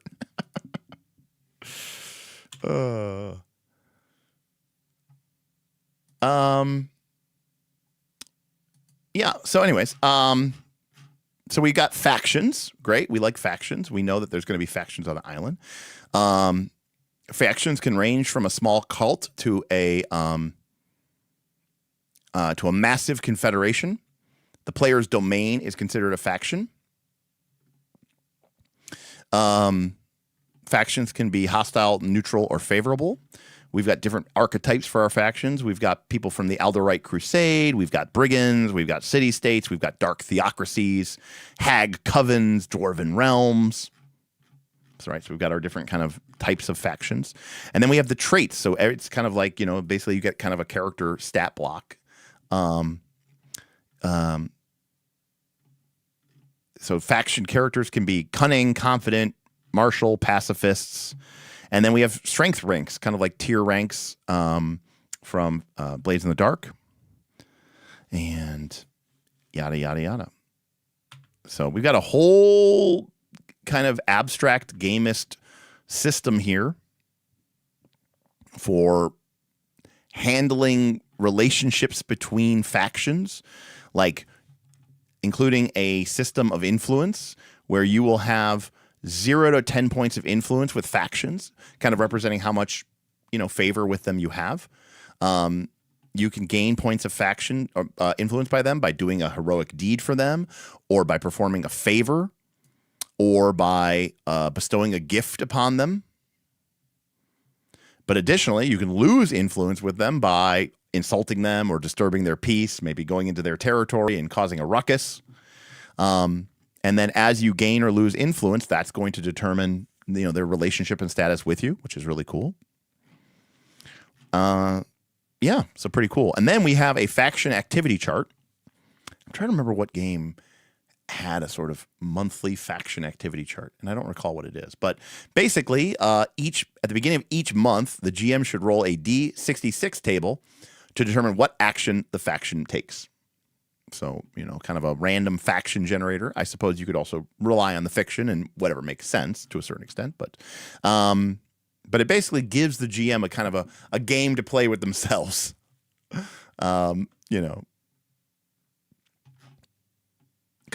there might be factions who are doing stuff that the players aren't even really aware of. Like you might have a dark sorceress cabal who decides to raid from, a dragon horde faction, and it's on the other side of the island, and the players don't even really know what's going on. So this is kind of like a procedural sim engine happening in the background of the game that the players may not even really be aware of. So as a GM, if you like that, it's almost like your little version of it's like The Sims, but it's The Sims, the island. You could have fun. Now, I'm not gonna lie. That sounds cool to me. I like the idea of sitting there and figuring out, oh, okay, this faction did this and this did that. But ultimately you have to ask yourself, like, the game is theoretically all about the players and the players' characters. Side tangent. This is one of the reasons I also like mega games, because mega games have so many players that are able to, actually engage with all these different factions. Unfortunately, the reality is that players, are represent such a small force. Now, of course, I guess if your character starts getting these big domains and these big territories, it's tough.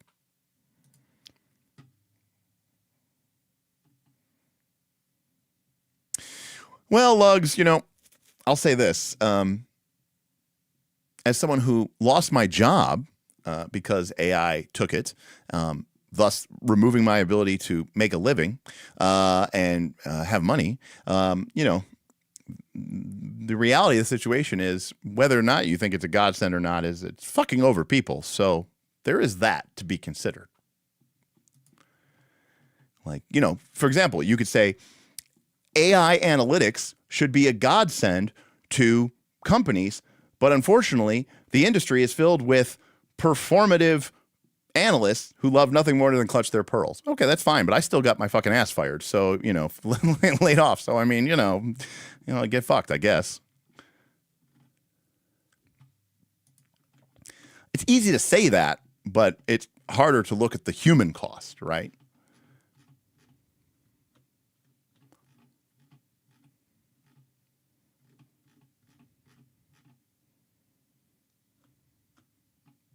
Yeah, but that doesn't make it good, nor does it make it okay.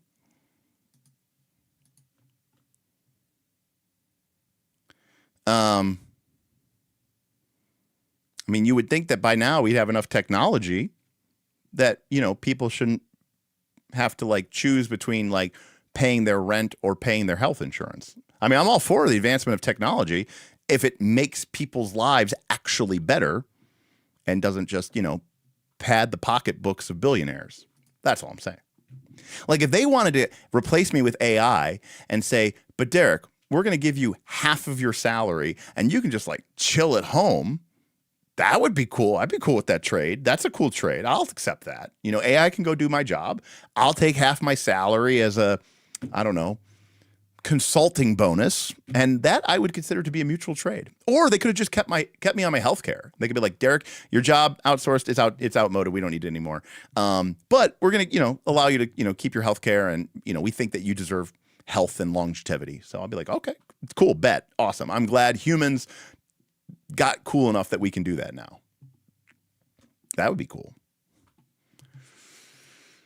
Because eventually everyone's going to get replaced by AI, and then there's going to be nobody to buy anything. So I don't know I don't know what the end game of this is, because I was a consumer. I spent my money on stuff. So, if everybody gets replaced by AI, who's buying anything? That's what I don't understand. How does this end up working out? It just doesn't make sense to me.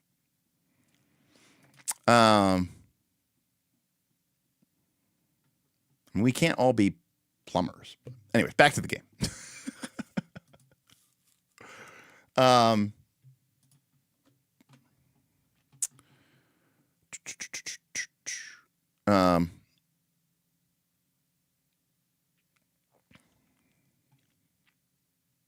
Oh, here we go. We get random events that affects your specific domain. So if you roll the double ones, you get the dragon attack. Oh no. Here, Smog comes in and starts fucking you up.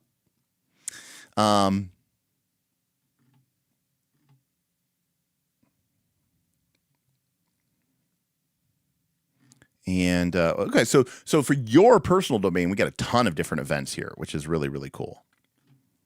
This, by the way, is the kind of stuff that I would use all the time in a mega game. I'm not gonna lie. I mean, this is a great mega game resource. So I'm a big fan of this. I'm already I am going to be stealing this. I'm glad I purchased this game.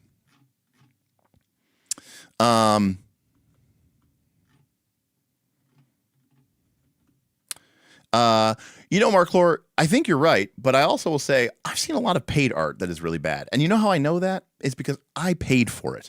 I would say half of the art that I have paid for over the years for this channel never got used. I didn't bother to go through the refund process because I guess technically the artist did do work and I whatever was fine with it. But ultimately, we didn't use it because it was unusable because it was really bad.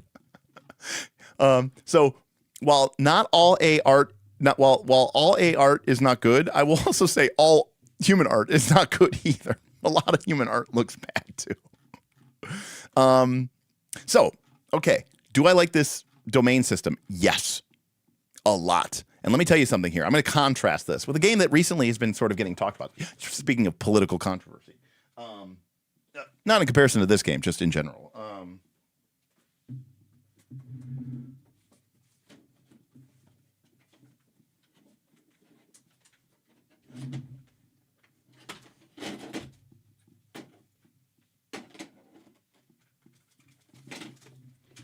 So people have been talking about Axe lately a little bit on the channel.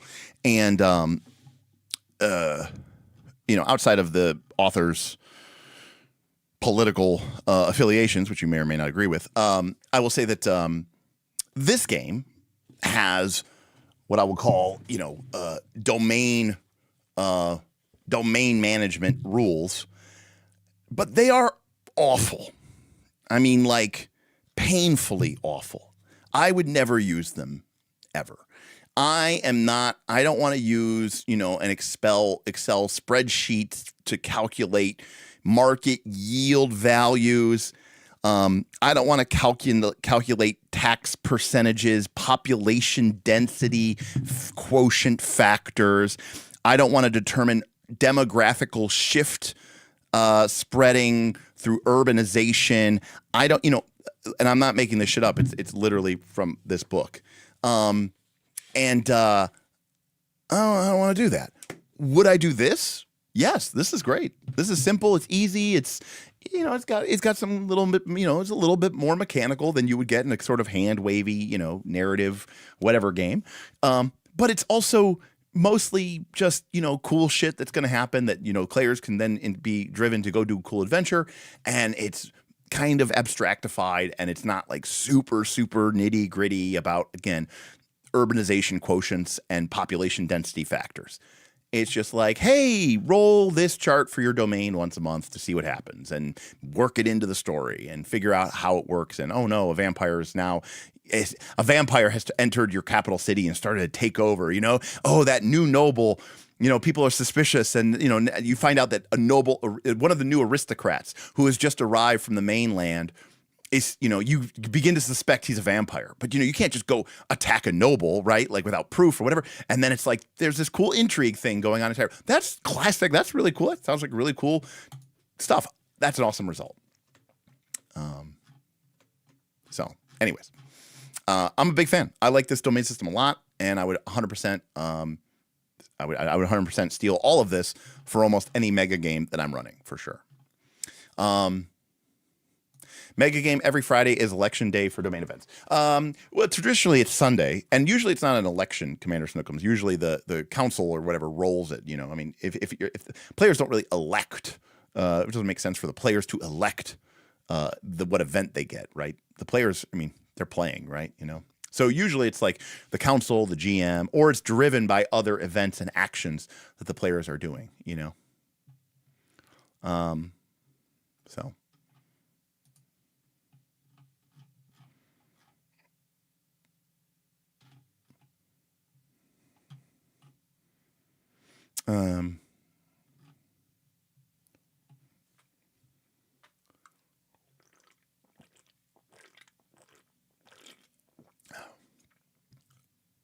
Excuse me.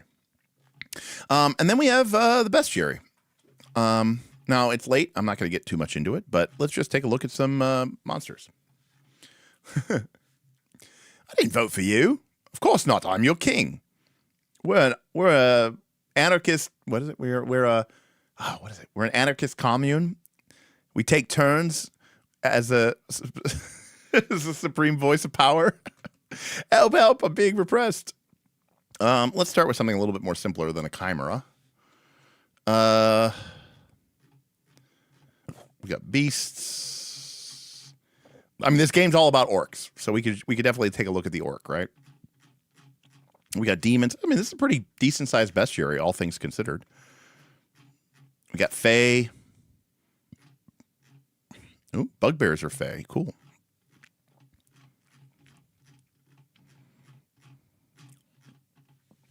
Oh, a lot of monsters. Wow. Giants. We got ogres and jotuns. Here's a goblin, which is Dominion. Yeah, thank you. An anarcho-syndicalist commune. Thank you, John PK. Thank you very much. Supreme executive power is derived from the massive, not because some watery tart threw a scimitar at you. It's one of my favorite scenes in already one of my favorite movies.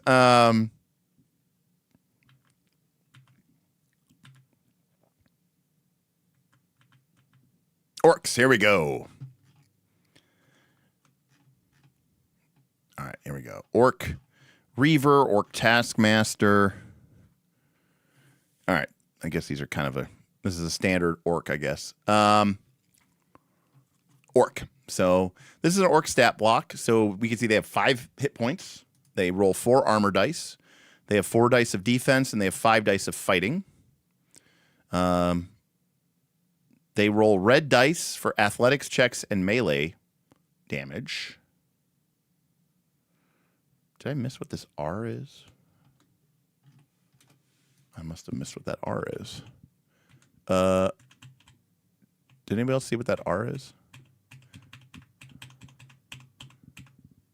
Yeah, but I don't see anything that says black. So that's why it's weird. Unless nothing gets a black die. Oh. There you go. If a creature rolls red or black dice for a skill check, there you go. Okay. So you guys were right. I mean, that seemed to make sense, but oh, you did see a black while you were skipping. The only thing is, the reason why that's confusing to me is because if I look at this creature, it's an orc manhunter, and it says they roll. Oh, okay. They're strong, so they roll red dice for athletics checks and melee damage. They're a scout, so they roll red dice for perception and stealth. They're a sniper, so they roll red dice for ranged attack rolls and damage. So that's why they get the R for shooting. Got it. Okay. The only thing that's weird about this is like there's no R here and there's no R here. That is it's a little bit of a problem for me because I don't want to have to read this to know that. Although, doesn't brutal mean that they roll red dice? So maybe it's okay because I think maybe brutal means that you roll red dice. In which case, I guess that's fine. But then I have to remember that brutal means that. So I guess I did just remember that brutal meant that. So I guess that's okay. Never mind. I just kind of talked myself into it.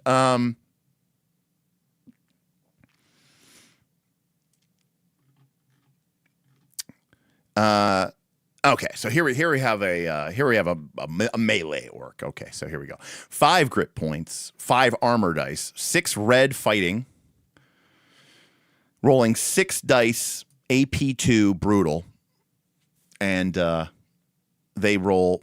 Oh, I didn't even say their armor dice are also red. Yeah, this is a tough son of a bitch, you know, because like you have to hit them, and they're rolling 4 dice for their defense. But I think in melee, you can roll fighting, if I recall correctly. My memory might be a little wonky. As the opposed.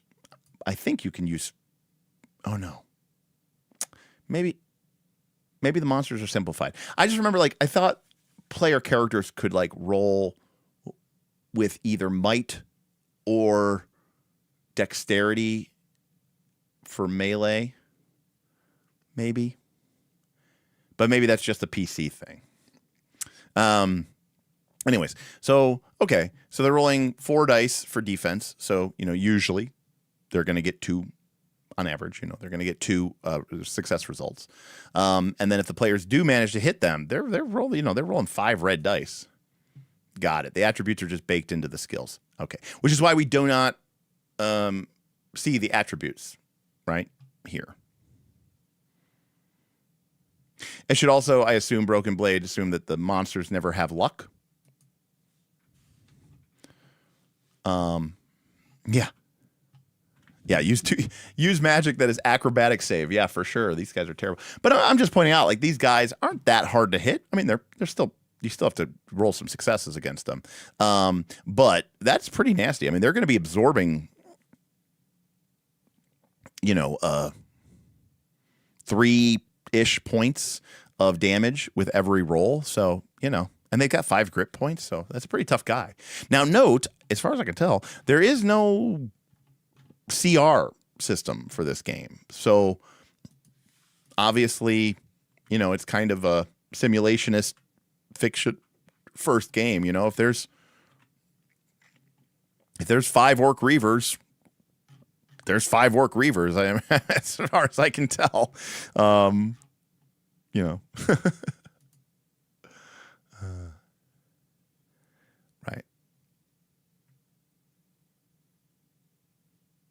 Very cool. So we got to look at undead. Yeah, defense pool jams. Right. So with the defense, if we go back to the orc. So we look at the orc reaver.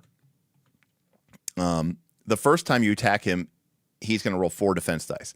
The second time you attack him in the same turn, he's going to only roll 2 defense dice.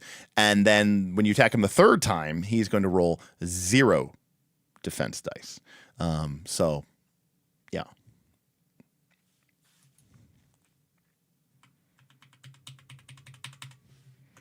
All right. I also want to look at the undead. Oh, you always roll a minimum of 1 dice? Okay. Dang.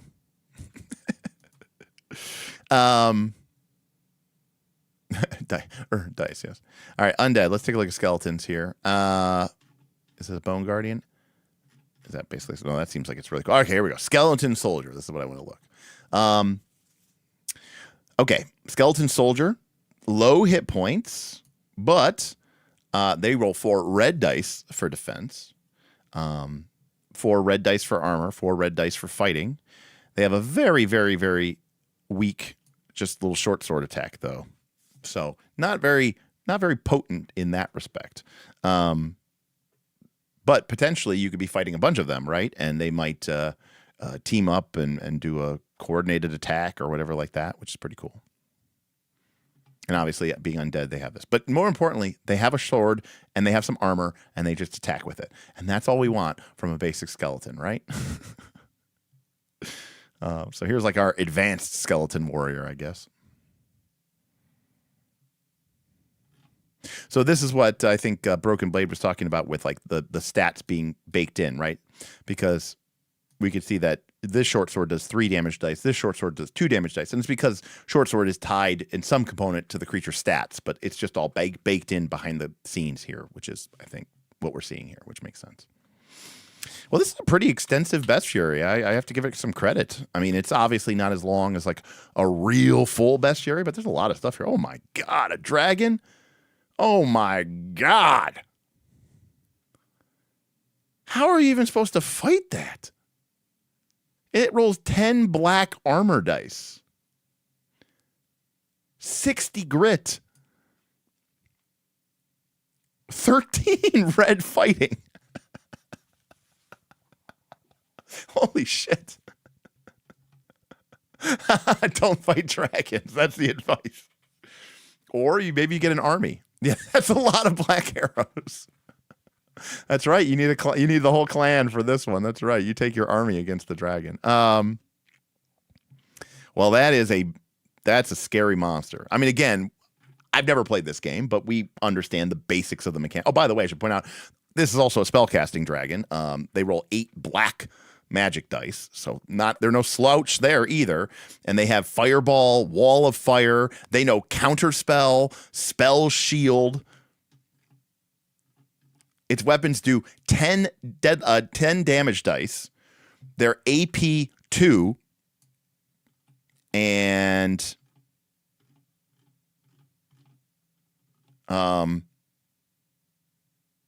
they're deadly. I don't remember what deadly means. I think I don't remember what deadly means.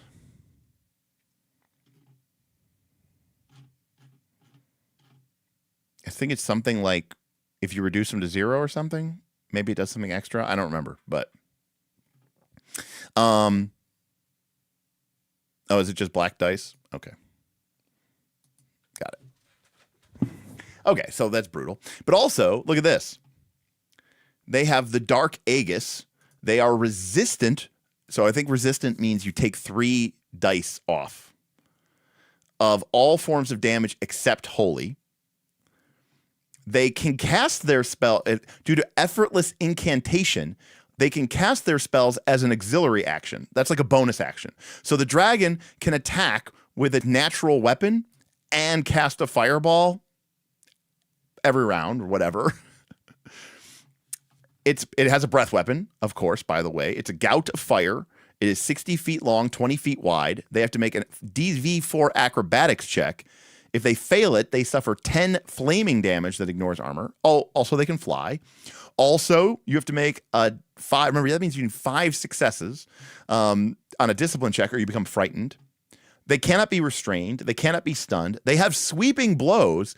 So when they do the attack action, they make that brutal 10 black dice, 13 dice attack. You attack 3 people at once. And then they roll black dice and red dice for pretty much everything important. So yeah, baller. Yeah. So, and again, what's cool about this is, this thing only has 60 hit points. But in this game and the way that armor works and the way that the player's hit points work, it's like that is such a terrifyingly large number that I struggle to even comprehend how this thing, but that's awesome, right? Yeah, reclaim your ancestral home from a dragon. Where have I seen that before, right? Well, that's a hell of a fight. There you go, Smog. We got Smog. By the way, notice that there is no black dragon. It's just dragons are just red dragons. They're just Smog. But we do have drakes and wyverns and wyverns, or however you want to pronounce it. Not that they're slouches either, by the way. Very, very cool. I want to check something. I don't remember.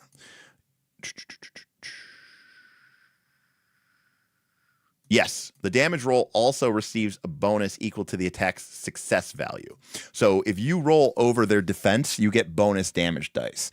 So what that means is that if the dragon, let's say you roll 4 successes with your defense, and they roll 9 successes with their fighting, they have beat you by 5. So their damage will be 15 damage dice.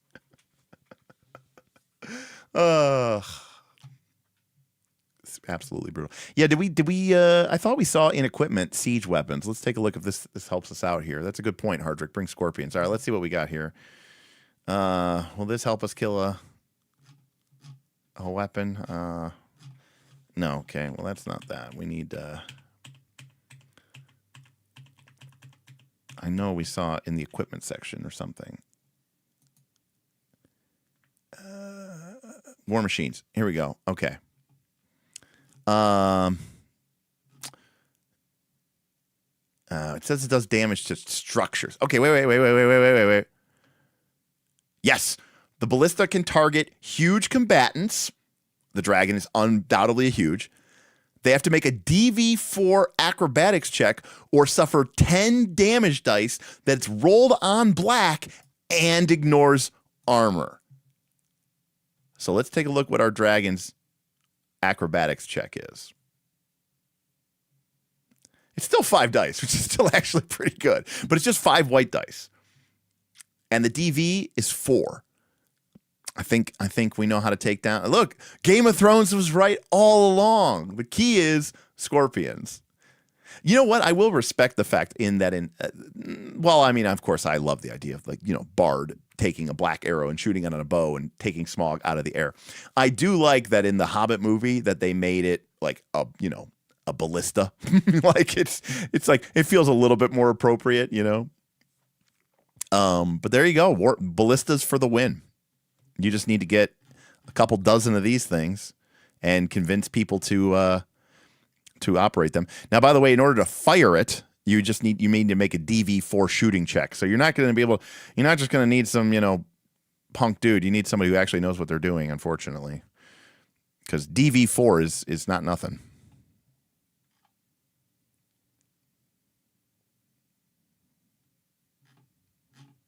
Too bad we can't hit the dragon with a trebuchet. Yeah, Jams, we'll worry about that later. What's the range? 500 feet. We got some range here. This is, by the way, this is the best and only chance that we've seen so far. So let's just call it what it is. In fact, if we want to go full black arrow, right, we'll have ballistas, and then we will use dwarven magic. We will recover Valor Forge, right, and we will reawaken the dwarven forge, the dwarven weapon forges, and then we will use our runic magic on the ballista bolts themselves, right? And we will place runes on them, and we will give them the rune of death, and we will give them it already does black damage dice, so we don't need to worry about that. What was the other one we saw?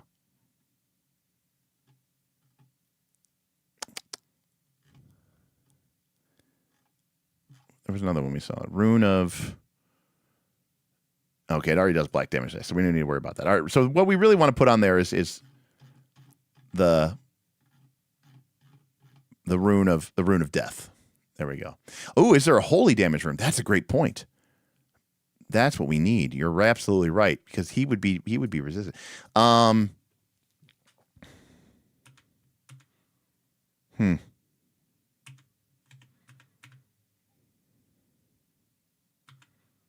like that. Oh, here we go. Rune of Sanctity. All right. There we go. That's what we need. So we need a sanctified, deadly ballista bolt, and we need several of them. And then, boom, there we go. We've got it. We've figured it out, and while we're at it, so the ballista, right? Because by its nature, it's already rolling black dice. So we don't need to upgrade that. And it already ignores armor. So we don't have to worry about that. So all we really want to do is try to break through its resistance to everything but holy, and also increase the damage dice as much as we can. Right. Jams, 100%. All we need to do is now plunder the entire continent for enough resources to pay for all of this insane hardware. And also somehow get these things into position. And by the way, if the crew fails to make a DV4 shooting check, then it is misdirected and fires off into a harmless location. But because of the nature of these runes that we're putting on them, okay, we don't have the time or the money to do a permanent rune. So I'm assuming that when we put on, say, the rune of death, it's an exalted rune. It's a one-use rune. So if they miss, it's one and done. Brutal. Good night, Edward. Good night. See, look, we're having fun. But again, you know what? Ultimately, at the end of the day, if your group of players and you as a GM aren't like the type of people who are like, man, like, how would we build up an army and a fortress with, probably taking weeks or months of manufacturing and runic hammering and acquiring mountains of gold in order to be able to even afford the rituals to do this, just so we can fight a dragon, there's two types of people. There's people who go, no, I don't want to do that. I want to have my superhero character with the rest of his Justice League friends, and I want her to go in there, and I want her to, you know, fight the dragon and, you know, kill her with her fists and punch through the dragon's skull and, you know, rip off its head and ride it around like a horse or something. There's that group of players. And then there's the other players who go, oh, obviously, no matter how cool my character is, I could almost literally never fight this thing. Like, pretty much ever. So I guess I'm going to have to, you know, use armies and use, you know, batteries of magically, runically sanctified, dwarven, death-dealing runes in order to have a chance against this creature. Which also probably would, you know, involve bringing it in or somehow bringing my ballistas to bear against it or it to against me in the right location and blah, blah, blah, blah, and doing all this other, you know, combat as war type stuff. And some people think that's really cool. And we have different games for different folks. I mean, again, without, you know, knowing the exact nature of this game, I'm going to go out on a limb and guess that you would never be able to fight this monster, like, pretty much ever, like straight up, right? Like in a straight up fight. It's just, you know, from everything we've seen. I don't, and that's okay, you know, because look, we're creative people, and you know, we drew upon our tropey lore, and we went back to grandfather Tolkien, and you know, through ancient dwarven magic, okay, through ancient, look, I played a dwarf in Warhammer for a long time, okay, dwarf army. I know how to take out monstrous beasts. You put runes on war machines, right? And then boom. Now, granted, I used to put runes on cannons. That was also a favorite of mine. But ballistas work too. But hey, who's to say that we can't create cannons? But anyways, my point is, you know, there's some people who want their dwarf hero to go, you know, fight the dragon in hand-to-hand combat and win. Cool. There's other people who want, you know, the dwarven, or you know, the dwarven battery of dwarven ballista, you know, or better yet, maybe it's a multi-alliance thing, right? They're elven ballista, right?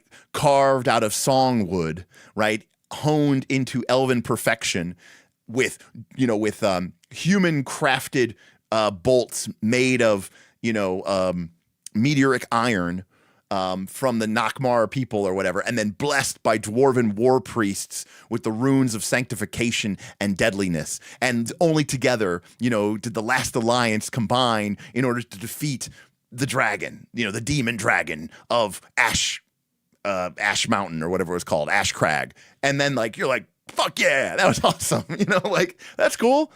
Other people just want to be high level and punch the dragon to death, you know, and that's okay. That's okay too. There's different types for different folks. So it really comes down to which, you know, style you prefer and which, you know, style, maybe you like both styles and you just want to play with one for a while or another. I will say that campaigns like this or game systems like this, you know, are kind of a slow burn system. You know, like this is not a game system, I feel. Like you're just going to get in and get out. I'm not saying, of course, you can play a one shot in anything, but like you're just leaving so much of this game on the table if you just play a one shot. Or if you even play like one, you know, like, you know, Bob and even I talk about these days, like, oh, you know, let's do a 10-session campaign, you know.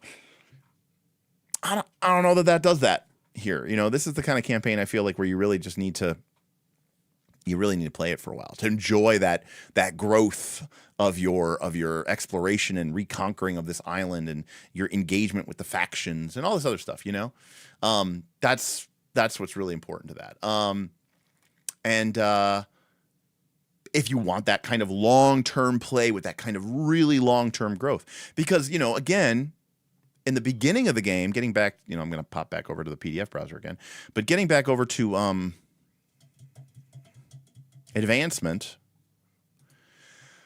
we've talked about how, you know, you're going to be, you know, let's assume that most people aren't going to be violating their oath most sessions. It could happen, but let's just assume that there's a baseline of 50 XP. And typically, the players are going to be doing, you know, adventure. So let's just say that you're going to be typically getting 100 XP per session, give or take. Now, at the beginning, this is what I kind of like about this. In the beginning, that's actually quite a bit. A character could acquire rank 2 in a skill right off one session of play. Or they could get 2 rank 1s in 2 different skills at first session of play. But then let's say that your skill rank is 3 and you want to raise it all the way to 6. Well, now you're going to need 200, 500, you're going to need 750 XP just to take one skill from rolling 3 dice to 6. And that's going to take you 8 or 9 sessions. Now, I guess it depends on what you guys do in your game. But in my D20 games, people usually level up every 2 to 3 sessions. So 9 sessions in my D20 game is like a quarter of the campaign. It's that might be 4 levels, give or take. 9 sessions for levels, 3 to 4, maybe, could be 5 levels, honestly. I'll say 3 to 5 levels just to give it a good range. Now, of course, if your game is maybe you guys have campaign sessions where you don't go on adventures. Well, then you might have sessions where you only get, you don't get 0. You might get no experience points for adventure. You might get 0. Or maybe the characters do occasionally violate their oaths and now you're slowing down even more. But what I like about this is and that's just one skill. I mean, think about how in like Pathfinder 2, if I level up 4 times, all right, my level bonus has gone up by +4. Every single one of my skills has gone up by +4. I've gained 2 skill feats. I've gained 2 skill training increases. I mean, I've raised my skills up. I've raised all of my skills up 4. I may have gotten ability boosts. Like a couple of my skills may have gone up by 6 or 7 points. And in this game, I'm not even increasing them. I'm just getting extra dice from the pool. And even then, when I finally get to that point, I have now 6 ranks in a skill. I still can't fight the fucking dragon. So like even after you kind of max out your character, a lot of those things, and that's in one skill. I mean, look at all the skills that you need in order to be able to fight. You need to have defense. You need to have fighting. You might need shooting. You might need acrobatics. Like there's like 4 or 5 skills that seem like they're pretty useful or pretty required for, fighting. So I like that it kind of, pops. You kind of can build a baseline very quickly. But then it takes a long time to max things out. Like a long, long time. And if you're doing that, you're ignoring everything else. Now, of course, if you as a gaming group or as a player, as a GM or whatever, if you're playing the kind of game where sorry,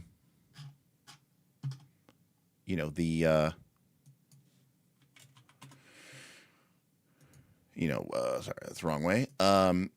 Where the only skills that matter are fighting and defense. Okay, then maybe it is quick to max out your character sheet.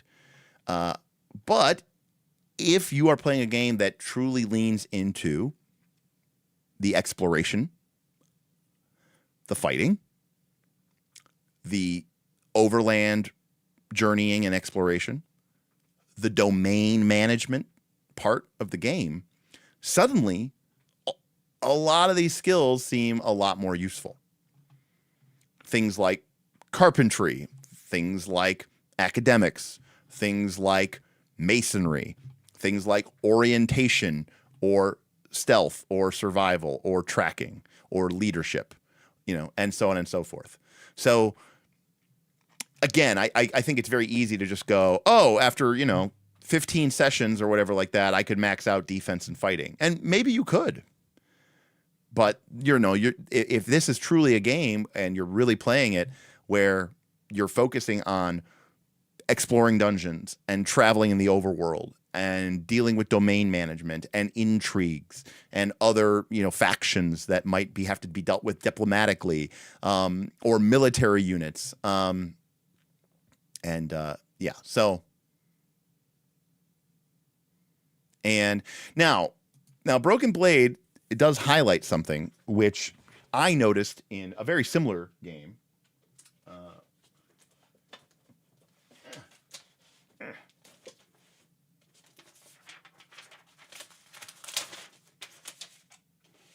apparently Lancer is a very sticky cover. But in Forbidden Lands, you get experience points. And then you use it to buy skill increases or buy talents. They're called talents in Forbidden Lands. And in Forbidden Lands, people love to buy talents. So, if people aren't increasing their skills because they want to, instead buy some cool thing for, let's say your character is a knight. And they're like, well, I got 100 XP. I could raise my skill, or I could get devastating charge. Okay, cool. But, devastating charge lets you roll black attack dice when you charge.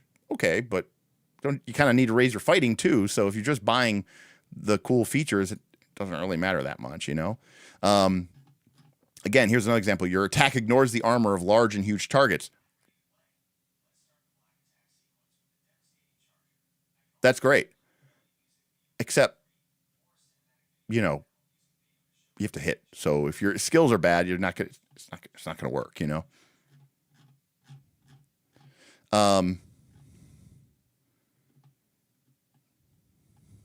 Now, that being said, there are certain skills that definitely, if that's what you're interested in doing, gaining Templar, which gives you a +1 bonus to your melee attack, might be better for you in fighting because this is better. It gives you to 2 things. But that's because your character is a knight, right? So you kind of get this kind of advantage of being able to kind of be a little bit better at fighting,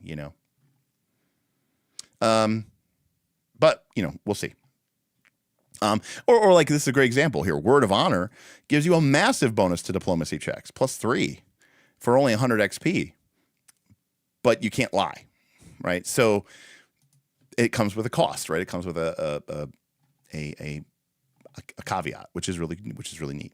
So, yeah. So again, I've said what I've said about the game, which is that it is it's gamey, it's simmy, it's not super narrative. You have your oaths, but it's not super, like meta currency and like you have plot armor and whatever. But it's also not like grim, dark, brutal, meat chopper fantasy fucking Vietnam. So I appreciate that. It does use a lot of dice pools, and the GM has to roll the dice pools. And that's just something I don't really want to do. So that's just me. Obviously, if you're playing on a VTT, it definitely doesn't matter. But in person, some people might want to do that, might like to do that. I can say that I like Forbidden Lands. I would run this game again. And as a GM, I had to roll dice pools. It wasn't my favorite resolution mechanic because it was kind of slow. But I will add this as a caveat. In this game, player characters typically have 3 to 5 hit points. In Oathhammer, characters look like they typically might have 5 to 8 hit points. So yes, you're rolling dice pools, but the knowledge that one good dice pool attack could seriously injure or even take out a character or a monster in one blow makes me feel a little better about it. It's a dice pool game, but dice pool games, when a single roll is a big deal, I feel a little better about it, right? Because that means that the things are that much more important. So yeah, I don't know. Seems pretty cool to me. There's a lot. I mean, Goblins and Android is who paid the gold. Who paid the gold tickets for this, said, I kind of looked through it and said it looked very mega gameable. That's one of our jokes. Is it mega gameable? And the answer is, yeah, there's a lot of stuff here to like about mega gameable. Part of the problem with mega games is, when we play Pathfinder 2, it has this radical vertical progression. And if people progress at different rates, it can make other characters, so I'll give you an example. In Pathfinder 2, now we've sort of solved this issue in Pathfinder 2 now, because now everybody levels automatically. Whatever you do doesn't matter. Everyone levels every 3 weeks. Now that's great if it solves the issue, but it does take away some of the fun of progressing your character, right? But in the original Northern Reaches games, you got experience points and you leveled up. But what would happen is after 5 or 6, weeks of playing, you would have people that were, level 7, and then you had people that were still level 2 or 3. And in Pathfinder 2, those people can't play together. They're not even in the same league. It's like, MLB players versus, high school level. So then we move to Dragonbane, because Dragonbane doesn't have levels. But the problem with Dragonbane is it's a roll under system. And that means that as people play more and they get their, say, character's skill to 18, now they roll a d20, and if they roll an 18 or less, they succeed. So, the nice thing about Dragonbane is other characters don't get, priced out because of vertical progression. But after a while of playing it, characters will have 15, 16, 17s, and 18s, that's the highest you can get, in a skill. And that means that they pass 90% of the time because there's no DC and there's no opposition. It's just you roll against your skill. So the problem with Dragonbane is for a longer term game, it kind of falls apart. And when we interviewed Thomas Harenstrom on this channel, he even kind of said that Dragonbane really isn't made for a long term campaign because after a while, the skills that the people really do all the time, whether that's fighting or whatever it is that they do a lot, they're going to be really good at it, and they basically will never fail at it. Well, that can also be problematic for a mega game as well. Granted, lately we've been... I was going to go off on a tangent, but we've been dealing with the fact that people are like, we don't want the mega game to last more than 8 weeks. And I'm like, what is even the point of playing it for 8 weeks? I don't understand. I don't know why people want super short seasons. I don't understand that myself personally. But it maybe it's just because they know that other people are going to get so far out of whack for them. I don't know, maybe. But anyways, generally speaking, the flatter the math, the more mega gameable. Yes. It's tough because people do like to progress. The other problem with flat math is that if someone does get a bonus for something, which is common because, a lot of times in our mega games, people bend the rules, they break the rules, then you get cool, unique items or cool, unique powers. The flat math games tend to break very easily when you do introduce something that actually gives you a bonus, right? So... Tic-tac-toe may, in fact, be the best for mega games. It could be. Possibly could be. But my gut instinct is that a game like this would work well for a mega game. Just because there is some vertical progression, but the vertical progression is inherently diminishing returns, right? 50 XP gets you your first die in a skill. And to go from 5 dice to your 6th dice is 300 XP. So it is plus 1 die, just like the first die, but it costs 6 times as much experience points. And so that means that naturally, as people play, the progression rate will slow down. And at a certain point, again, it's literally diminishing returns. So I think sadly, that is a very, again, going off on a tangent here, but one of the big problems that we have with mega games is we have, people who barely play, we have people who casually play, and we have people who play all the time. And unfortunately, traditionally, people who play all the time also get the most rewarded. And we kind of need a system that it doesn't punish people for playing a lot, but we need to have a system where it's diminishing returns, basically, is what it comes down to. And it's yes, if you play a lot, you will still be better, but it takes a lot of playing to get better. And that way, people who still want to be better can be better, but not double or triple better. If somebody plays twice as much as somebody else in this game, they might have 4 dice and the other person might have 2, and it's not a huge deal. So, I mean, I think that's important. So yeah, I think the game's cool. Again, it has certain things and caveats. I don't like to roll dice, and I really don't like rolling. I really, as a GM, don't like rolling dice pools. Again, Forbidden Lands, I can accept it because it's so deadly in that way. but it's still, for me personally, a little annoying. The game is still grid based, and again, I'm kind of not feeling. That's me personally right now. I'm kind of not feeling grid based games, or tactical positioning games where movement matters and ranges matter. I'm much more of like a very loosey goosey zone type game or whatever. And so I think that's all. For me, that's a strike against it. But it's not a strike against the game. The game is designed really. In fact, I would argue most people want those things in their games. That's just me that isn't really interested in that right now. But I found myself being really impressed with a lot of the mechanics, and there's a lot of things in this game that I have wanted to do in an RPG for many years. Things like the intercept rule, which I always liked in 13th Age, but I always wanted to actually bring in some elements from Mordheim. And as Broken Blade said, that's exactly what they did. And I love it. I love that rule. I love the diminishing attack the diminishing defense pool. I think that's fantastic. Again, something that I've wanted to do for a long time is this idea that characters that dodge versus characters with armor, and how armor is always there. But if something's big and huge and heavy, like a massive dragon or a giant, you don't want to be the armored character. You want to be the nimble character who can dodge out of the way, because it doesn't matter if you have armor or not when a massive tree trunk hits you. I like that. That actually, I don't know, it makes sense in my brain. Armor is what I want when I'm wading through, hordes of goblins, but I digress. Any case, it's a really interesting game, and I think the art is really great, and I love that it's dwarven focused. There's some strong Tolkien-esque, Warhammer-esque vibes coming off the game, and it shows. It definitely is appealing.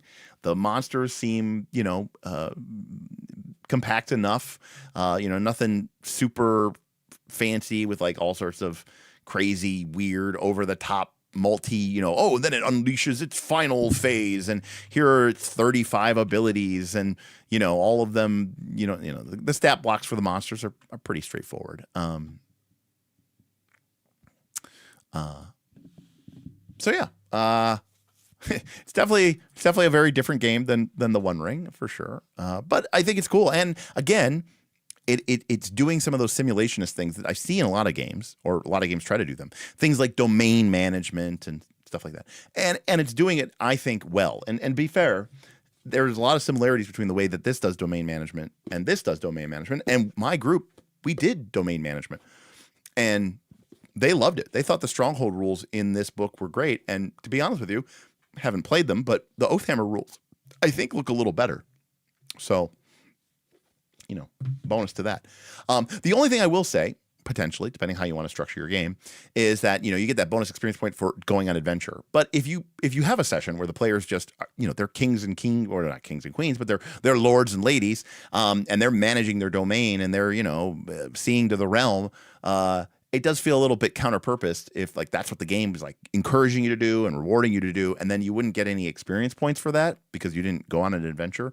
So maybe there's like an experience point thing for like, I don't know, managing your realm or something like that. Again, remember, what gets rewarded gets repeated. So if you want your players to care about the domain management, I think maybe encouraging them by some sort of XP reward or something. I don't know, but I digress. Looks really cool. So there we go. We had a 2-parter.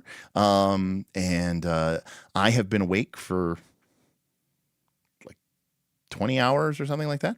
I started my day in Louisville. I worked a convention this morning. I drove through the rain to get home, and then I'm streaming now. So I'm going to go collapse. I'm going to go sleep. Thank you, everybody, for hanging out. Thank you, Broken Blade, for showing up again and hanging out here. And it was, again, I think it's a really cool game. I'm going to be stealing, for sure, parts of the domain management system.